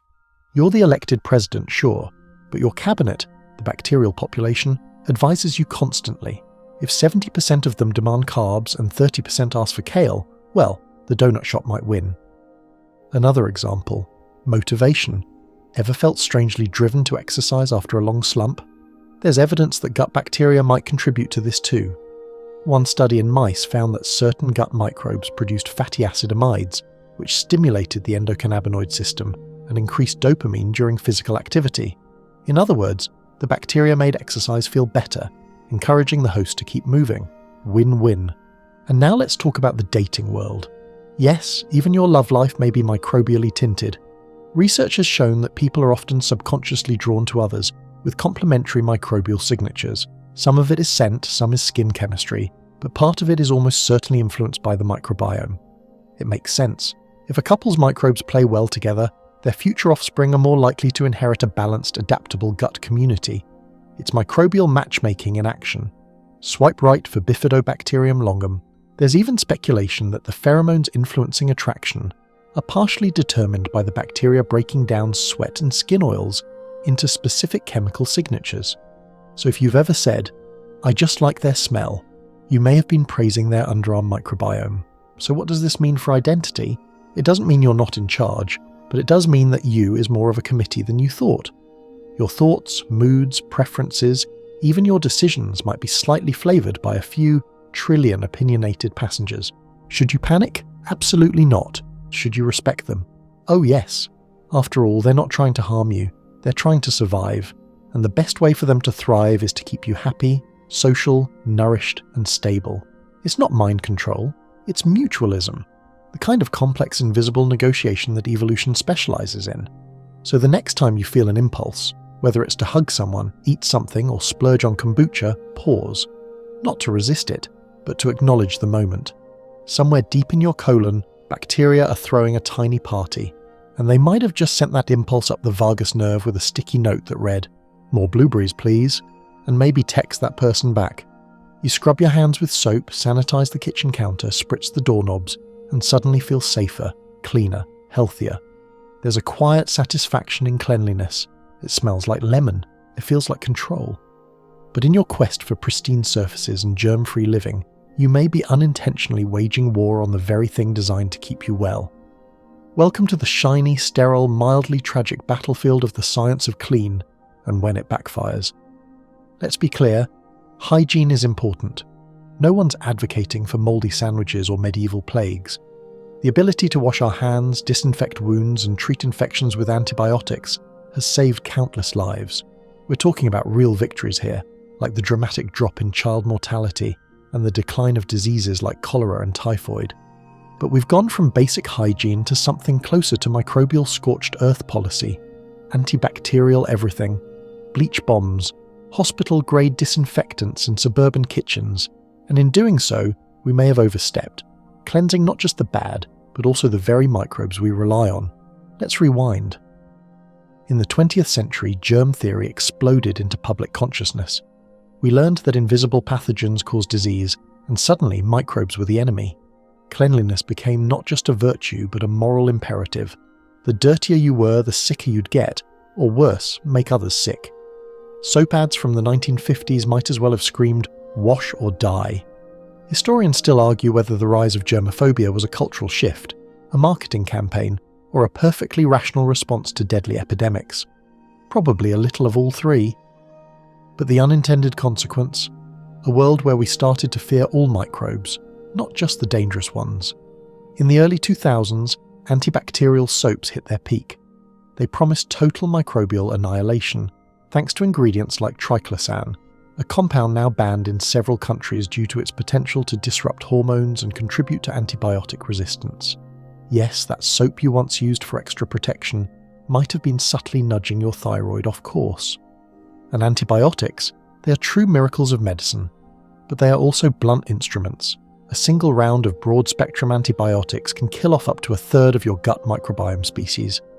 Repeated use, especially in early childhood, has been linked to increased risks of allergies, obesity, asthma, and even anxiety disorders. Fringe but fascinating fact: mice exposed to antibiotics early in life are more likely to become overweight adults. Something about knocking out the delicate balance of microbes involved in metabolism and appetite regulation. The effect persists even when the mice eat the same amount of food. Their bugs changed, their fate changed. Now let's talk about the hygiene hypothesis, or its upgraded cousin, the old friends hypothesis. The basic idea? Our immune systems evolved in the presence of a wide range of microbes, bacteria, fungi, even parasites. These early exposures helped train the immune system to know the difference between friend and foe. Take away those exposures by living in ultra-sanitized environments, and the immune system doesn't learn. It becomes jittery, overreactive. It starts seeing danger where there is none. Cue the rise in autoimmune conditions and allergies in developed nations. Ever wonder why peanut allergies are so much more common in Western countries? Or why kids in urban environments are more likely to develop asthma? Some researchers believe it's because our microbial exposure is too limited, too curated. We've become microbial introverts, and our immune systems are paying the price. Meanwhile, rural kids, especially those who grow up on farms or with lots of siblings, tend to have more robust microbial diversity and lower rates of autoimmune disease. Dirt, animals, unfiltered air. It's messy, but it seems to work. Here's a quirky detail. In Finland, two neighbouring populations, one living in urbanised Finland, the other just across the border in rural Russia, show stark differences in allergy rates. The Russian group, living closer to the land, has far fewer allergies. The Finnish group, with more modern amenities and antiseptic lifestyles, suffers more. Same genetics, different microbes. And the pandemic? Oh, it pushed the cleanliness obsession to new heights. For good reason, of course. Hand washing and disinfection became frontline tools in public health, but somewhere between wiping down cereal boxes and spraying disinfectant on our mail, many of us turned our homes into microbial wastelands. But there's hope. You don't have to live in a mud hut or lick subway rails to build a better microbiome. Small intentional changes can help restore the balance between clean and too clean. Like what? Wash your hands but skip the antibacterial soap. Regular soap and water are plenty. Let the kids get dirty, within reason. That mud pie might be worth the mess. Rethink surface sanitizing. Doorknobs and toilets? Sure, but your couch doesn't need a daily chemical assault. Use antibiotics wisely, only when prescribed, and finish the course, but don't demand them for every sniffle. Welcome pets. Dogs in particular are microbiome MVPs. They bring in dirt, dander, and delightful microbial diversity. Open windows. Let in fresh air and natural microbial drift. Indoor air is often more polluted and more sterile than outdoor air. Eat a variety of whole foods. Your gut loves fibre, polyphenols, and fermented treats. Your microbes will say thank you in neurotransmitters. You don't need to fear cleanliness, you just need to respect balance. The goal is not to banish all microbes, but to foster the right ones. The ones that evolved with us, who help keep us calm, resilient, and maybe even a little bit happier. And here's a fringe little gem for your next awkward dinner party. In some traditional cultures, infants are deliberately exposed to soil, animal hair, and other natural substances as part of early immune development rituals. It's not superstition, it's strategy. Your ancestors might not have known the word microbiome, but they knew the consequences of isolation from the natural world. We're rediscovering that now, through research, through rewilding movements, through gut health guides written in leafy fonts and sold in grocery stores that smell like patchouli. So the next time you reach for the bleach spray, pause. Ask yourself, am I cleaning for safety or for illusion? Am I scrubbing away germs or evicting old friends? Because cleanliness, it turns out, is not next to godliness. It might just be next to irritated skin, a compromised microbiome, and an immune system that cries wolf. And that lemon fresh scent, it might smell like victory, or it might smell like a microbial ghost town. You stare into a bowl of beige cereal, your phone in one hand, your mind halfway through a to-do list. The cereal tastes like nostalgia and cardboard. It's fine. Your gut will survive. Probably. But what it's missing, what you're missing, is a whole constellation of microbes that used to thrive inside humans before fibre became optional and fermentation turned into a boutique hobby. Welcome to the strange and sobering story of the lost tribes of the gut, microbial species that once colonized our ancestors, but are now vanishing from modern guts at an astonishing rate. The first clue came from scientists who started swabbing the guts of people living in non-industrialized communities, hunter-gatherers in Tanzania, horticulturalists in the Amazon, traditional herders in Mongolia. What they found was stunning. These people had microbial diversity off the charts compared to the average urban dweller. Not just more species, but species never seen in Western guts. Whole bacterial lineages we didn't even know we'd lost. Among the stars of this forgotten cast, a bacterium called Treponema. It's not in most modern humans anymore, but it was consistently found in the guts of the Hadza people, a hunter-gatherer group in Tanzania. Treponema seems to be especially good at digesting tough plant fibers, roots, tubers, fibrous greens. You know, the stuff we now mostly ignore in favour of soft breads and snack bars. Treponema isn't the only one. Other species, like certain Prevotella strains, dominate the guts of traditional societies, but are rare or absent in Western microbiomes. In their place, an overabundance of Bacteroides, which seem to love diets rich in fat and animal protein, but might not be the best at balancing immune function. Historians still argue whether the microbial changes came first, nudging civilization toward farming and processed foods, or if agriculture wiped out the diversity by accident. What's clear is that the microbial fallout of modernization is real. A recent study comparing children in rural Burkina Faso to children in Florence, Italy, found that the rural kids had more diverse gut flora, especially bacteria associated with plant digestion. The Italian kids, meanwhile, had more bacteria associated with inflammation. Despite better hygiene and healthcare, they might be missing crucial microbial mentors. Here's the wild part. This microbial extinction is not just happening across centuries, it's happening across generations. Each time a child is born, their microbiome starts with what they inherit from their mother, plus what they pick up from the environment. But if the mother's gut is already depleted, if she was born by C-section, took multiple rounds of antibiotics, lives in a sterile indoor environment, then her baby starts with fewer microbial cards. It's a microbial game of telephone, and the signal is getting weaker. There's even a term for it, the disappearing microbiome hypothesis. It's the idea that as we urbanize, sanitize, and process our lives, we're slowly wiping out entire species of gut microbes, many of which may have co-evolved with us for millennia. Some scientists compare it to the extinction of rainforests. Others say it's like losing ancient languages. Once a microbial species is gone from the human population, we may not be able to get it back. And the consequences could be enormous.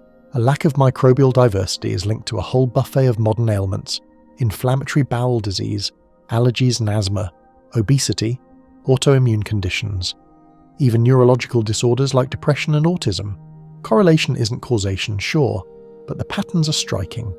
Let's talk fibre again, the real, rough, chewy kind. Not the fibre supplement you stirred into your protein shake, but the stuff that comes from whole plants: beans, leafy greens, tubers, nuts, seeds. Our ancestors ate 30 to 100 grams of fibre a day. The modern average? Closer to 15 grams, on a good day. Why does this matter? Fibre is food for your gut bacteria. Without it, they starve. Or worse, they start eating you, specifically the protective mucus lining of your gut wall. We talked about this back in the mucus economy, remember? Fibre scarcity turns your gut into a microbial Hunger Games, where only the most aggressive and inflammatory bacteria survive. Some researchers have tried to revive the lost tribes by creating supplements or conducting fecal microbiota transplants from people with high diversity guts. But here's the catch: those microbes don't always stick. Without the right diet and environment, they can't establish a foothold. It's like trying to plant jungle orchids in a Walmart parking lot. Fringe fact: certain bacteria found in traditional societies can break down polyphenols, those antioxidant compounds in berries, red wine, and dark chocolate, into neuroprotective chemicals, which means the same food could have completely different effects depending on your gut population. You might think you're eating healthy, but if the right bugs are gone, you're just chewing fancy plants for fun. So what can you do? First, don't panic. You're not doomed. Microbial extinction is a slow burn, not an overnight collapse. And while you might not be able to bring back ancient gut tribes on your own, you can create an environment that encourages your microbial ecosystem to flourish. Start with diversity. Dietary diversity, that is. The more plant types you eat, the more niches you create for different bacteria. Think of it as crowdsourcing your microbiome. Chickpeas one day, seaweed the next. Add spices, add bitter greens, rotate your grains, give your gut a reason to invite guests back. Fermented foods? Yes, not just yogurt, think tempeh, miso, kefir, kimchi and sauerkraut. These don't always introduce new permanent residents, but they stimulate microbial activity, improve digestion, and encourage the right kinds of bacteria to bloom. And yes, spend more time outside, touch dirt, pet animals, go to places that haven't been sterilized into oblivion. Your microbes like to mingle. But here's something more philosophical to chew on. What does it mean to lose a part of ourselves we can't see? When species go extinct in the wild, we mourn them. The dodo, the Tasmanian tiger. Even tiny insects get conservation efforts. But inside our own bodies, species are disappearing, unnoticed. The rainforest within is shrinking. Some scientists are now racing to preserve high-diversity microbiomes the way we preserve heirloom seeds. There are gut biobanks, deep frozen samples of traditional microbiota, stored like microbial time capsules. Maybe someday we'll reintroduce them, rewilding the human gut like we do national parks. Until then, we are the stewards of what remains.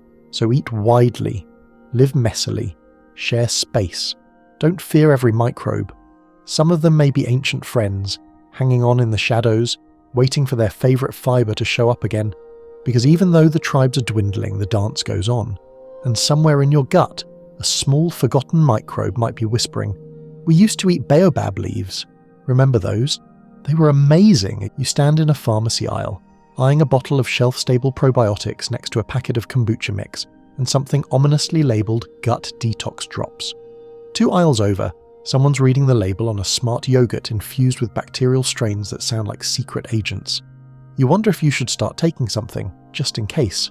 Congratulations, you've wandered into the neon-lit frontier of designer microbiomes, sci-fi or Tuesday. The truth is, we're already living in a world where modifying your gut flora on purpose isn't just possible, it's marketable. From poop pills to bioengineered bacteria, the age of customized gut design has arrived and it's only getting weirder. Let's start with the basics, probiotics. You've probably heard of them, live microorganisms that are supposed to provide health benefits when consumed in adequate amounts. In reality, it's more complicated than popping a pill and achieving microbial nirvana. Most over-the-counter probiotics don't colonize your gut permanently. They pass through, like tourists in a city, maybe buying a smoothie, maybe playing some music, and then leaving quietly. That doesn't mean they're useless. Even transient microbes can affect the local environment, alter immune signaling, or push other bacteria to behave better. But the dream of permanently fixing your gut with a probiotic capsule? Not so fast. Historians still argue whether fermented foods of the past were consumed primarily for taste, preservation, or health. But intentional microbial manipulation isn't new. Ancient cultures used fermented milk, pickled vegetables, and sour porridges not just because they stored well, but because they made people feel better. Now science is trying to take this concept to a whole new level. Enter next-gen probiotics, genetically engineered bacteria designed to perform specific tasks. Imagine a strain of E. coli, the harmless kind, that's been reprogrammed to detect inflammation and release anti-inflammatory compounds exactly when and where they're needed. It's like giving your gut a microscopic EMT team. One early example is SWINB1618, a synthetic probiotic developed to help people with phenylketonuria, a rare genetic disorder. The bacteria is engineered to break down phenylalanine, a compound those patients can't metabolize on their own. This isn't fringe science, it's real, it's in trials, and it's already changing lives. And it doesn't stop there.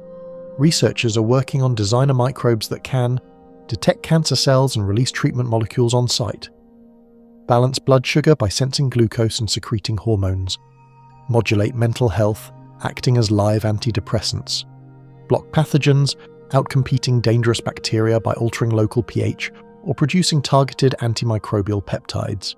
It's microbial biohacking, and it's being tested in gleaming labs as you read this. But let's not forget the original, slightly less polished version, fecal microbiota transplantation, FMT. We talked about it earlier, but now researchers are refining it. No longer just insert poop, hope for best. They're isolating specific strains, customizing donor mixes, and even creating synthetic poop, carefully crafted cocktails of beneficial bacteria grown in labs, free of anything chunky. And then there's the commercial gold rush. Startups and biotech companies are racing to patent microbial strains like they're the next cryptocurrency. Personalized microbiome kits promise to tell you which foods are right for your gut. Some go further, offering custom supplements based on your poop. Want to know which type of fiber your Faecalibacterium prausnitzi prefers? There's probably an app for that. Fringe but fascinating tidbit. One startup is trying to develop microbiome-based dating algorithms. You send in your swab, they match you with someone whose microbes complement yours. If sparks fly, is it love or lactobacillus? Of course, the ethics of all this get murky fast. Who owns your microbiome data? Should you be allowed to sell your poop if you have an especially rare, healthy microbial profile? Yes, that's a real thing. There are people who qualify as super donors, folks with resilient, balanced microbiomes who are in high demand for transplants. Their stool is worth thousands of dollars. Forget Bitcoin. Consider investing in kale and regular bowel movements. And it's not just about fixing disease. Performance enhancement is on the table. Athletes are being studied for their gut bacteria profiles. One strain, Veillonella atypica, was found to be more common in endurance athletes. Why? It digests lactic acid and converts it into propionate, a short-chain fatty acid that might boost performance. In mice, injecting this bacteria improved running capacity. Microbial doping? Maybe someday, but not everyone's excited. Critics warn that the microbiome field is still young, and overselling it can do real harm. Many microbiome interventions haven't been tested long-term. Designer probiotics could have unintended effects, especially if released in complex environments like the gut. Bacteria mutate, ecosystems shift. The line between helpful and harmful is thinner than we like to admit. And then there's the placebo problem. Many people feel better after starting probiotics, not necessarily because of the microbes, but because they're paying more attention to their diet, sleep and stress. The whole "I'm taking care of myself now" effect. Is that a bad thing? Not at all. But it reminds us that the gut is complex, and you can't just throw in a few pills and expect enlightenment. Still, the dream remains: a personalized microbiome, tailored to your lifestyle, your diet, even your mood goals. Want less anxiety? There's a strain for that. Want clearer skin? Try this microbial blend. Need to focus? Here's a gut capsule designed for cognitive support. The gut becomes the platform and you're the programmer, tweaking your internal software one microbe at a time. What will that future look like? Possibly normal. As routine as flossing. You wake up, brush your teeth, swallow your designer bacteria, and eat a breakfast customized not for your taste buds, but for your Akkermansia levels. It might sound far-fetched now, but remember, less than 20 years ago we barely understood the microbiome existed. Today you can order a test kit online and get a gut flora report before your coffee cools. So, sci-fi or Tuesday, at this point the line's blurry. You're already living in a world where your gut is being analysed, your microbes are being sequenced, and your stool could be worth more than your stock portfolio. Which means it's not a question of if we'll engineer our microbiomes, it's just a matter of how far we'll go. And when that day comes, don't be surprised if your morning alarm includes a push notification that says, "Your bifidobacteria are hungry. We recommend oatmeal with flax and blueberries." You kiss someone for the first time. Maybe it's electric, maybe it's awkward, maybe it tastes like too much garlic. But whether sparks fly or not, something very real just happened. On a microbial level. You didn't just exchange affection, you exchanged ecosystems.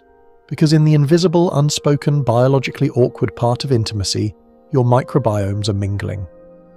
Welcome to the tangled, slippery world of microbial love songs, where kissing, cuddling, sex, and even sleeping next to someone can reshape your internal universe in surprising ways.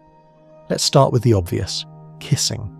A single 10-second kiss can transfer up to 80 million bacteria. That's right. Your mouth is now part of someone else's microbial journey. Not all those bacteria stick around, but the more you kiss, the more similar your oral microbiomes become. Long-term couples, their mouths basically become microbial twins.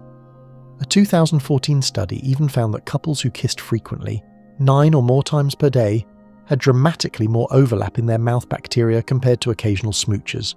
So yes, that "you taste familiar" feeling might be literal. And it's not just about mouths. Every part of your body that touches someone else creates an opportunity for microbial exchange.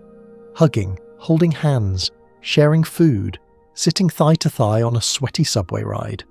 The transfer is constant, subtle, and deeply personal. Now think about sex. The act itself is a microbial bonanza. Skin, fluids, saliva, sweat, all colliding in a shared bacterial fireworks display. The vaginal microbiome, for example, is particularly sensitive to these exchanges. It's dominated by lactobacillus species in healthy individuals, which maintain a low pH environment and help keep pathogens out. But new sexual partners, certain lubricants, or even semen can disrupt that balance. In fact, studies have shown that a woman's vaginal microbiome can shift dramatically after intercourse, especially with a new partner. Sometimes the changes settle peacefully. Other times, they contribute to conditions like bacterial vaginosis or urinary tract infections, which is why the vaginal ecosystem is not just an immune frontier, it's a diplomatic zone. And in case you were wondering, yes, the penile microbiome is a thing too. Circumcision status, hygiene habits, and sexual activity all influence the microbial landscape there. It's not nearly as studied, but researchers are beginning to understand that it plays a role in STI transmission and partner microbiome compatibility. Historians still argue whether the concept of chemistry between people had microbial roots long before we had any clue what bacteria were. Ancient texts speak of love potions, pheromone spells, and the intuitive knowledge that some people just smell right. Could it be that what we think of as attraction is partly bacterial? Fringe, but fascinating fact.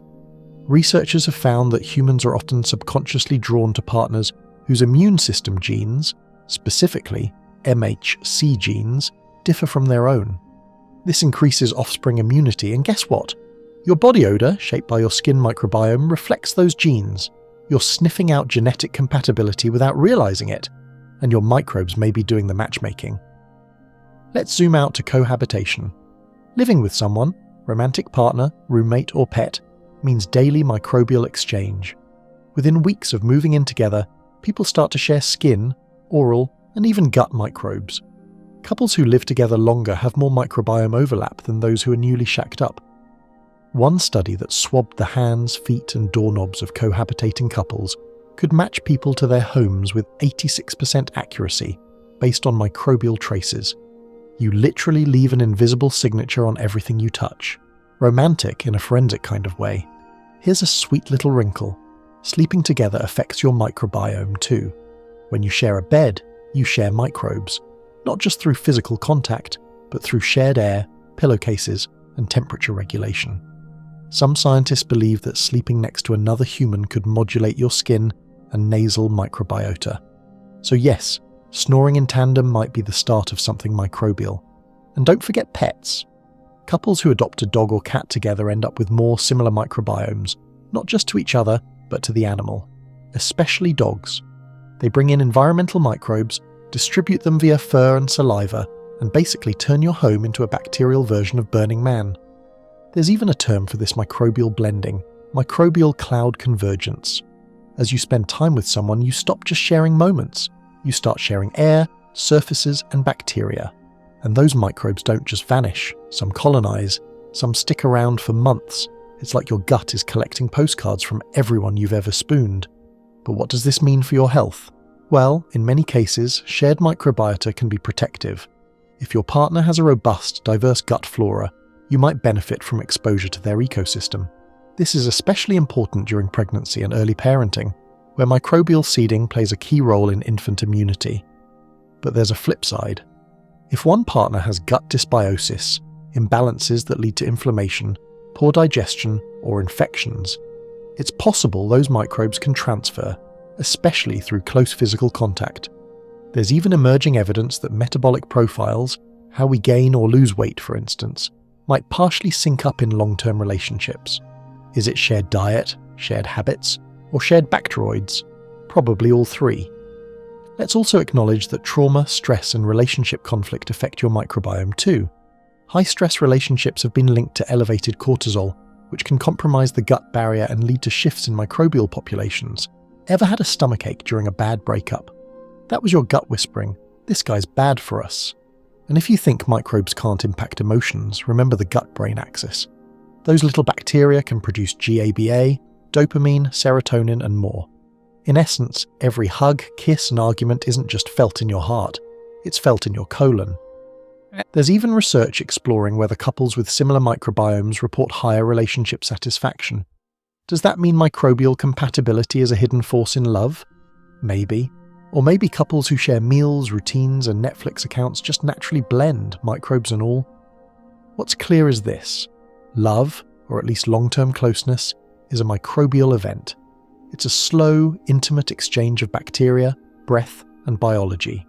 It's the merging of internal worlds, not just external routines.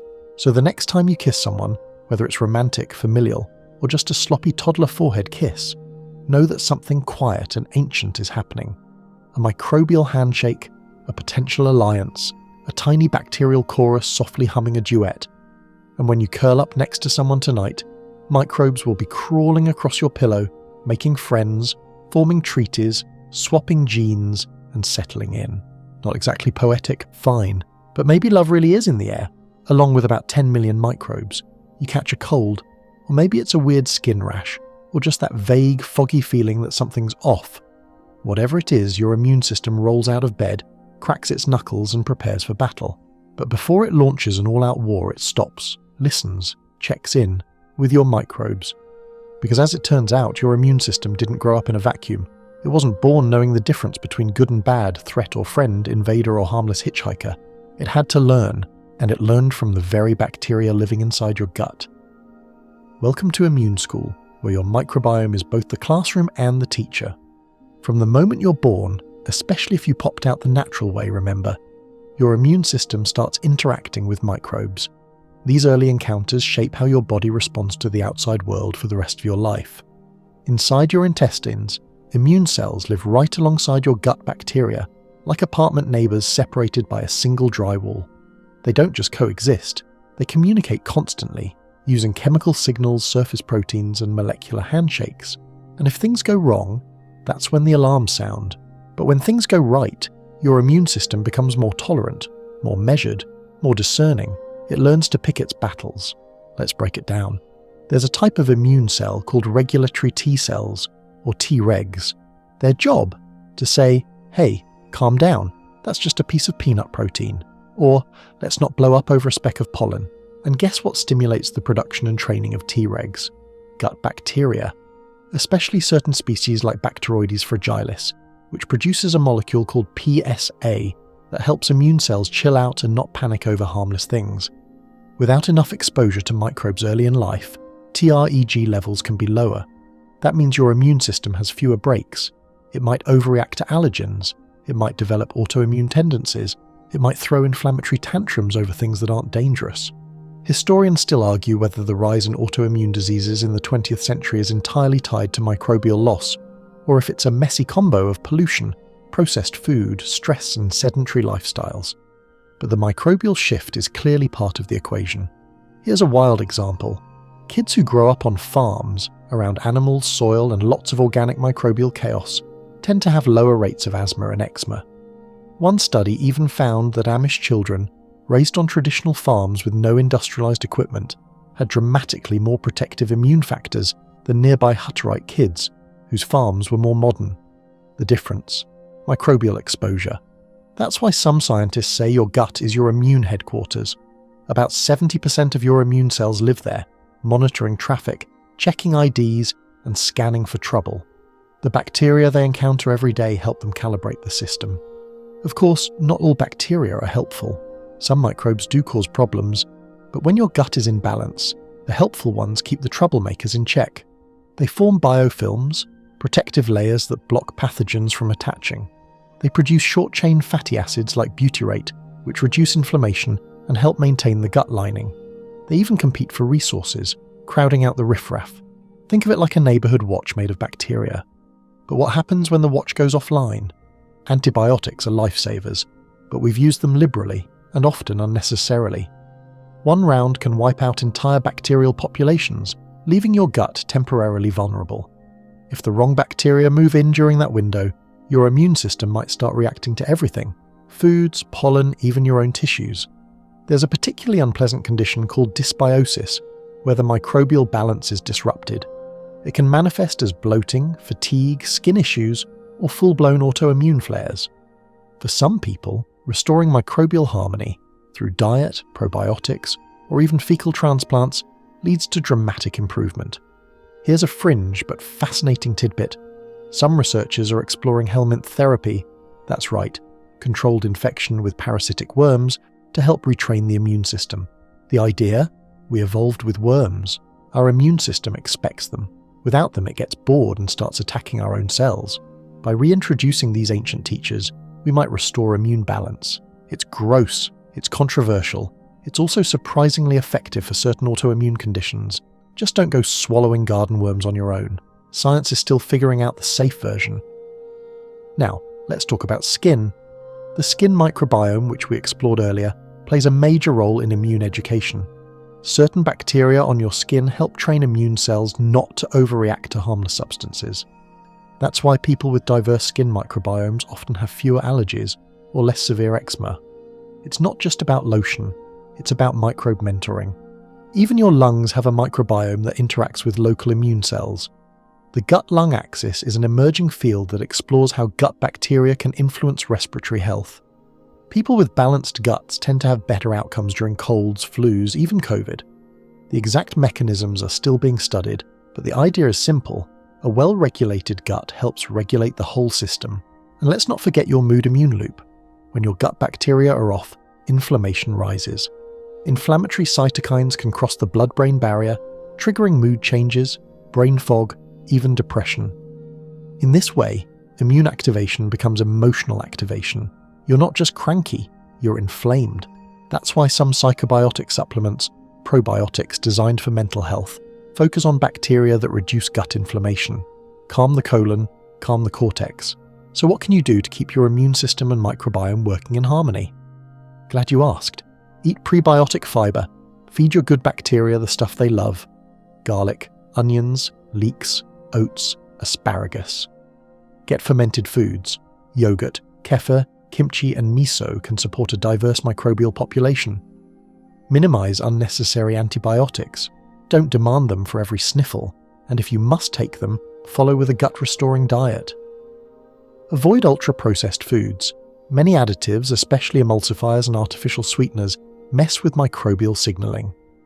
Sleep, move, breathe.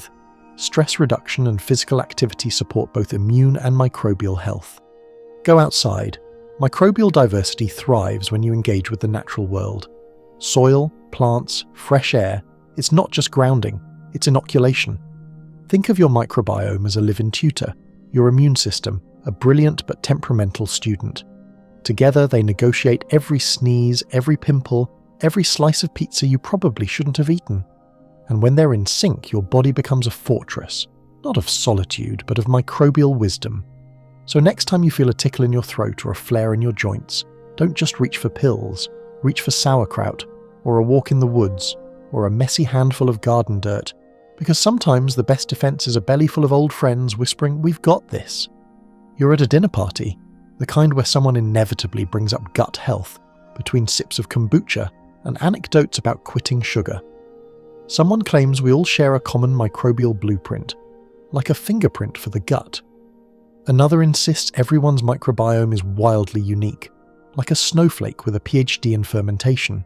Who's right? Welcome to the heated, geeky, delightfully inconclusive debate at the heart of microbiome science. Is there a core human microbiome, or just organized chaos? It seems like a simple question. After all, the human genome is 99.9% identical across all people. Shouldn't we have a shared microbiome too? A set of bacterial species common to all healthy humans? Something we can point to and say, yes, that's the gold standard. Aim for that. But when scientists actually looked, things got messy. Let's back up. The idea of a core microbiome suggests that despite individual variation, there's a consistent set of microbial species, or at least functions, present in all healthy individuals. Not exactly the same strains maybe, but a shared foundation, the gut equivalent of bones and blood vessels, and to some extent this exists.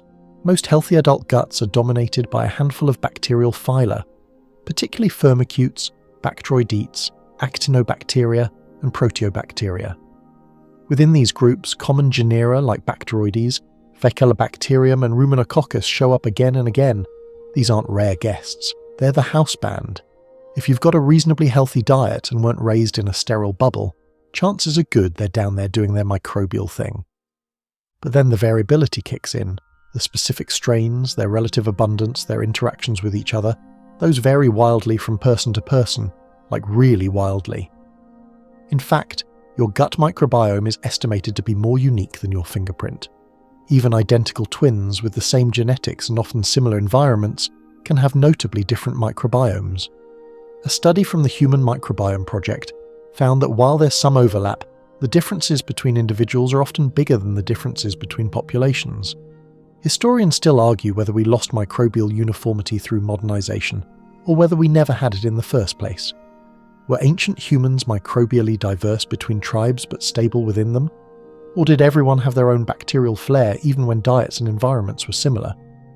One fascinating study compared the microbiomes of people in the US with those of the Hadza in Tanzania and the Yanomami in Venezuela, both traditional hunter-gatherer societies. The Western microbiomes had lower diversity and were more consistent across individuals. The Hadza and Yanomami microbiomes, far more varied between individuals yet functionally robust. They were eating the same stuff, but their microbes told completely different stories, so maybe function matters more than species. This brings us to the idea of a functional core microbiome. Even if the species differ, the roles they play, like fermenting fibre, synthesizing vitamins, or regulating the immune system, might be consistent. One person might have Faecalibacterium doing the job, another might have Roseburia, but the outcome is the same: butyrate production, anti-inflammatory support, smooth digestion. It's like everyone's got a different cast of characters, but they're all reading from the same script. This makes sense from an evolutionary perspective. Human bodies require certain microbial functions. How we get them may vary, but the needs are universal. Kind of like cars. They might have different engines and tyres, but they all need fuel, steering, and brakes. Still, the question remains, is there a specific set of bacteria that defines a healthy human microbiome? Fringe answer, maybe not.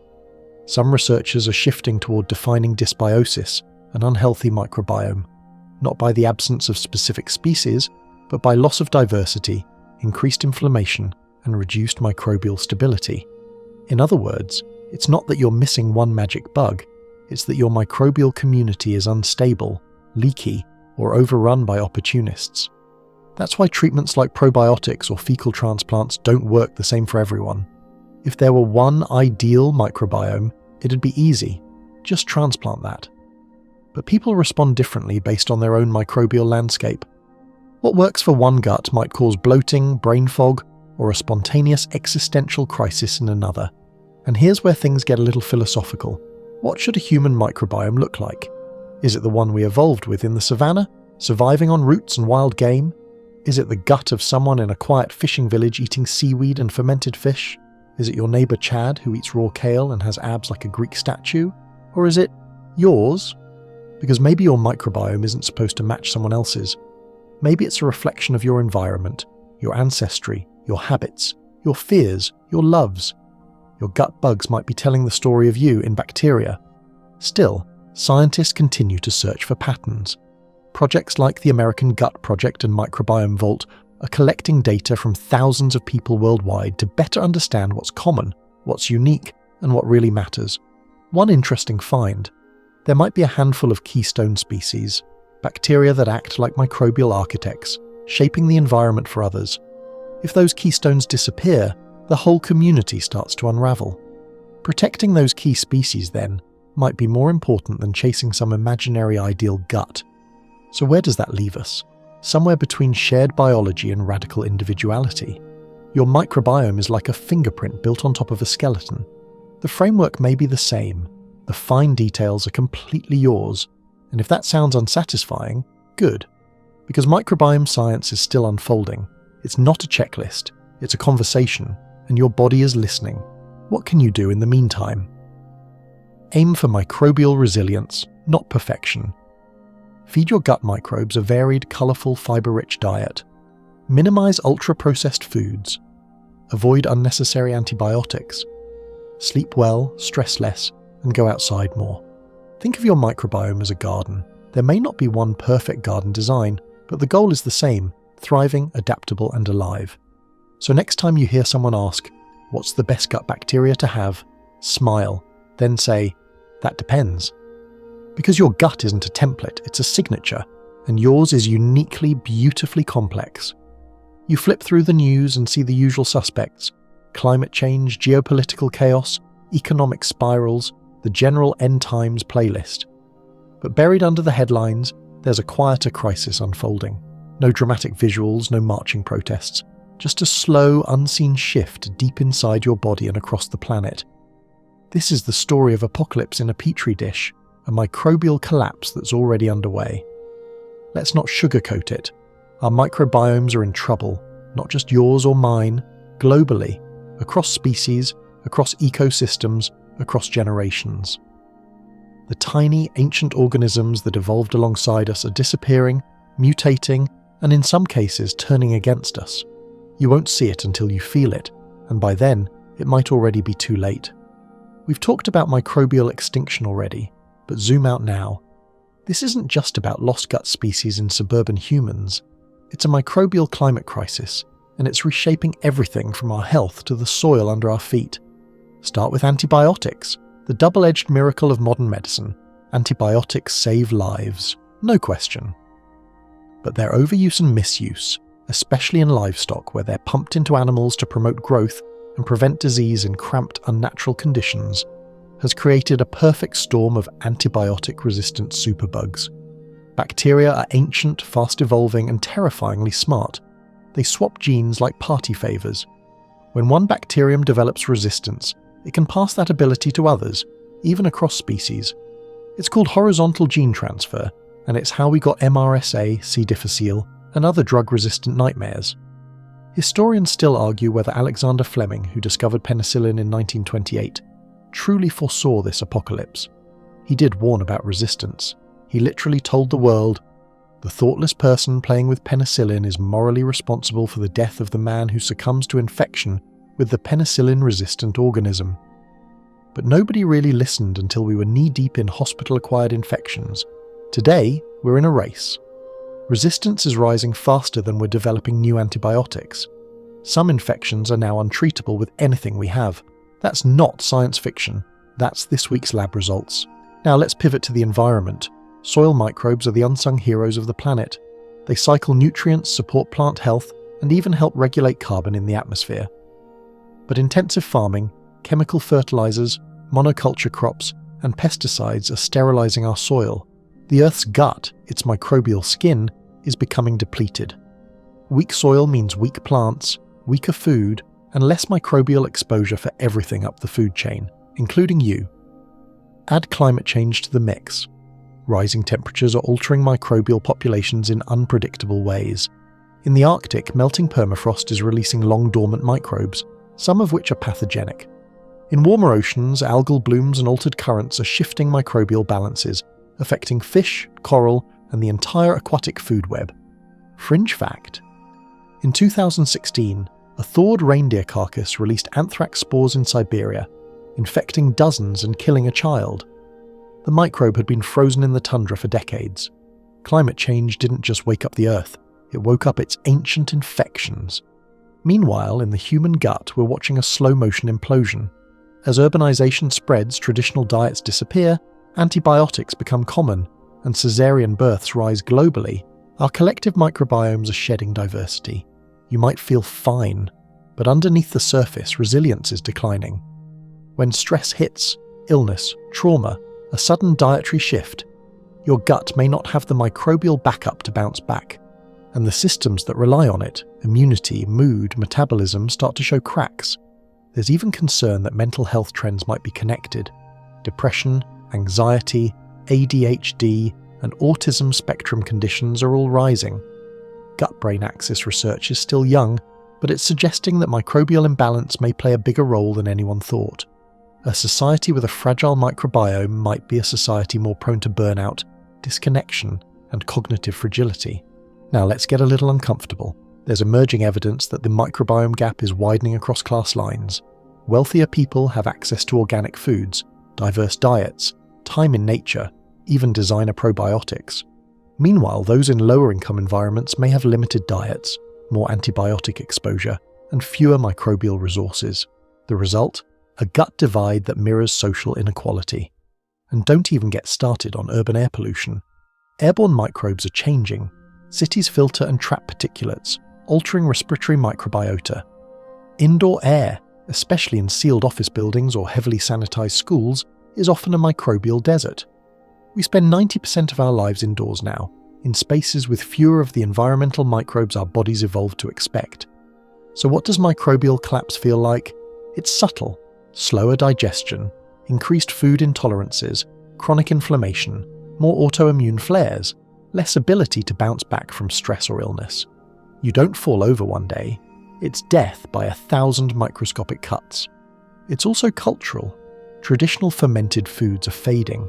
Ancient agricultural practices that supported soil health are being replaced with extractive models. Even the concept of microbial aliveness has been commodified into wellness trends, detox kits, and boutique yogurt bars. We've turned our co-evolved companions into products. And then there's the looming fear. What if we lose species that we don't even know we need? Scientists have barely scratched the surface of microbial diversity. Many species in the human gut are still uncharacterized. Some can't even be cultured in labs. If they vanish, we might never know what they did or how to get them back. Imagine losing a language before you ever heard it spoken. Now, before you curl up in a bleach-scented ball of despair, there is hope. Some researchers are working on microbial conservation projects, gut biobanks, soil microbiome preservation, even engineered probiotics designed to rewild the gut. Others are exploring how reintroducing lost microbes from traditional societies or ancient samples might restore resilience. There's even talk of a microbiome index to monitor global microbial health, like we do with biodiversity. And as individuals, you have power. Eat more whole, unprocessed foods. Prioritize dietary fiber, the single best fuel for good gut bugs. Embrace fermented foods, real ones, not the sugary imitations. Go outside, touch the earth, breathe unfiltered air when you can. Question chemical over-sanitization in your home. Support regenerative agriculture and soil health initiatives. Your personal microbiome may seem tiny, but it's part of a vast, invisible web. Every choice you make, what you eat, how you live, how you treat the earth, ripples through that web. Because the apocalypse doesn't always come with explosions. Sometimes it comes with silence, a missing bacterium, an empty niche, a forgotten function that once made your immune system stronger. But here's the thing about microbes. They're resilient, adaptive, ancient beyond belief, and so are you. Which means this isn't a death knell, it's a wake-up call. There's still time to listen to the quiet voice in your gut, the one that hums with old codes and older friends, and ask, "What do you need from me?" You pause, take a breath. Maybe your gut gurgles, a tiny muffled sound easily ignored. But now, you know better. That gurgle isn't just digestion, it's communication, movement, a signal from the universe within you, a microbial galaxy that never sleeps, never stops adapting, and never forgets where it came from. Tonight we zoom out one last time, from the ancient bacteria clinging to your colon walls to the shimmering sweep of evolutionary history. This is your closing act, a tribute to the wonder, weirdness, and what's next in the story of your microbiome. Let's get one thing out of the way. You are not a solo act. You're a walking, talking superorganism, a carefully balanced collaboration of human and microbial cells. Some estimate you carry as many, if not more, bacterial cells as you do human ones. Even if it's not a perfect one-to-one ratio, scientists love to bicker over decimal points, the fact remains, your body is shared space. And that space, it's been carefully curated over time, through birth, food, relationships, illness, stress, geography, and the occasional impulsive donut binge. Every microbe living inside you today is there for a reason, or at least a good enough excuse. Your gut alone may house over 1,000 species of bacteria, and each one contributes to something. Digesting fiber, synthesizing vitamins, regulating inflammation, fending off pathogens, producing neurotransmitters, tweaking hormones, modulating immune response. These are not background characters. They are your co-authors, editors, and, on rough days, your emergency repair crew. And here's the poetic bit. Many of these microbes have no idea who you are. They don't know they're in a human gut. They don't know you ate sushi yesterday or cried during a detergent commercial. They just know their local ecosystem, the pH, the mucus density, the fiber availability. They adapt, replicate, and respond. But together, they shape you, and you shape them. Historians still argue whether humans evolved because of microbes, or simply alongside them. But either way, there's no escaping this truth. Your bacteria have been with you since day one. They helped build your immune system. They influenced your earliest food preferences. They may have even guided your behavior, mood, and memory in subtle ways. And yet, they are wildly misunderstood. Popular culture still paints bacteria as villains, germs, filth, something to destroy with foamy soap or chemical wipes. But this black and white thinking is giving way to something far more nuanced, a recognition that life is symbiotic and always has been. There's a reason fecal transplants work better than many drugs. There's a reason fermented foods make people feel calmer.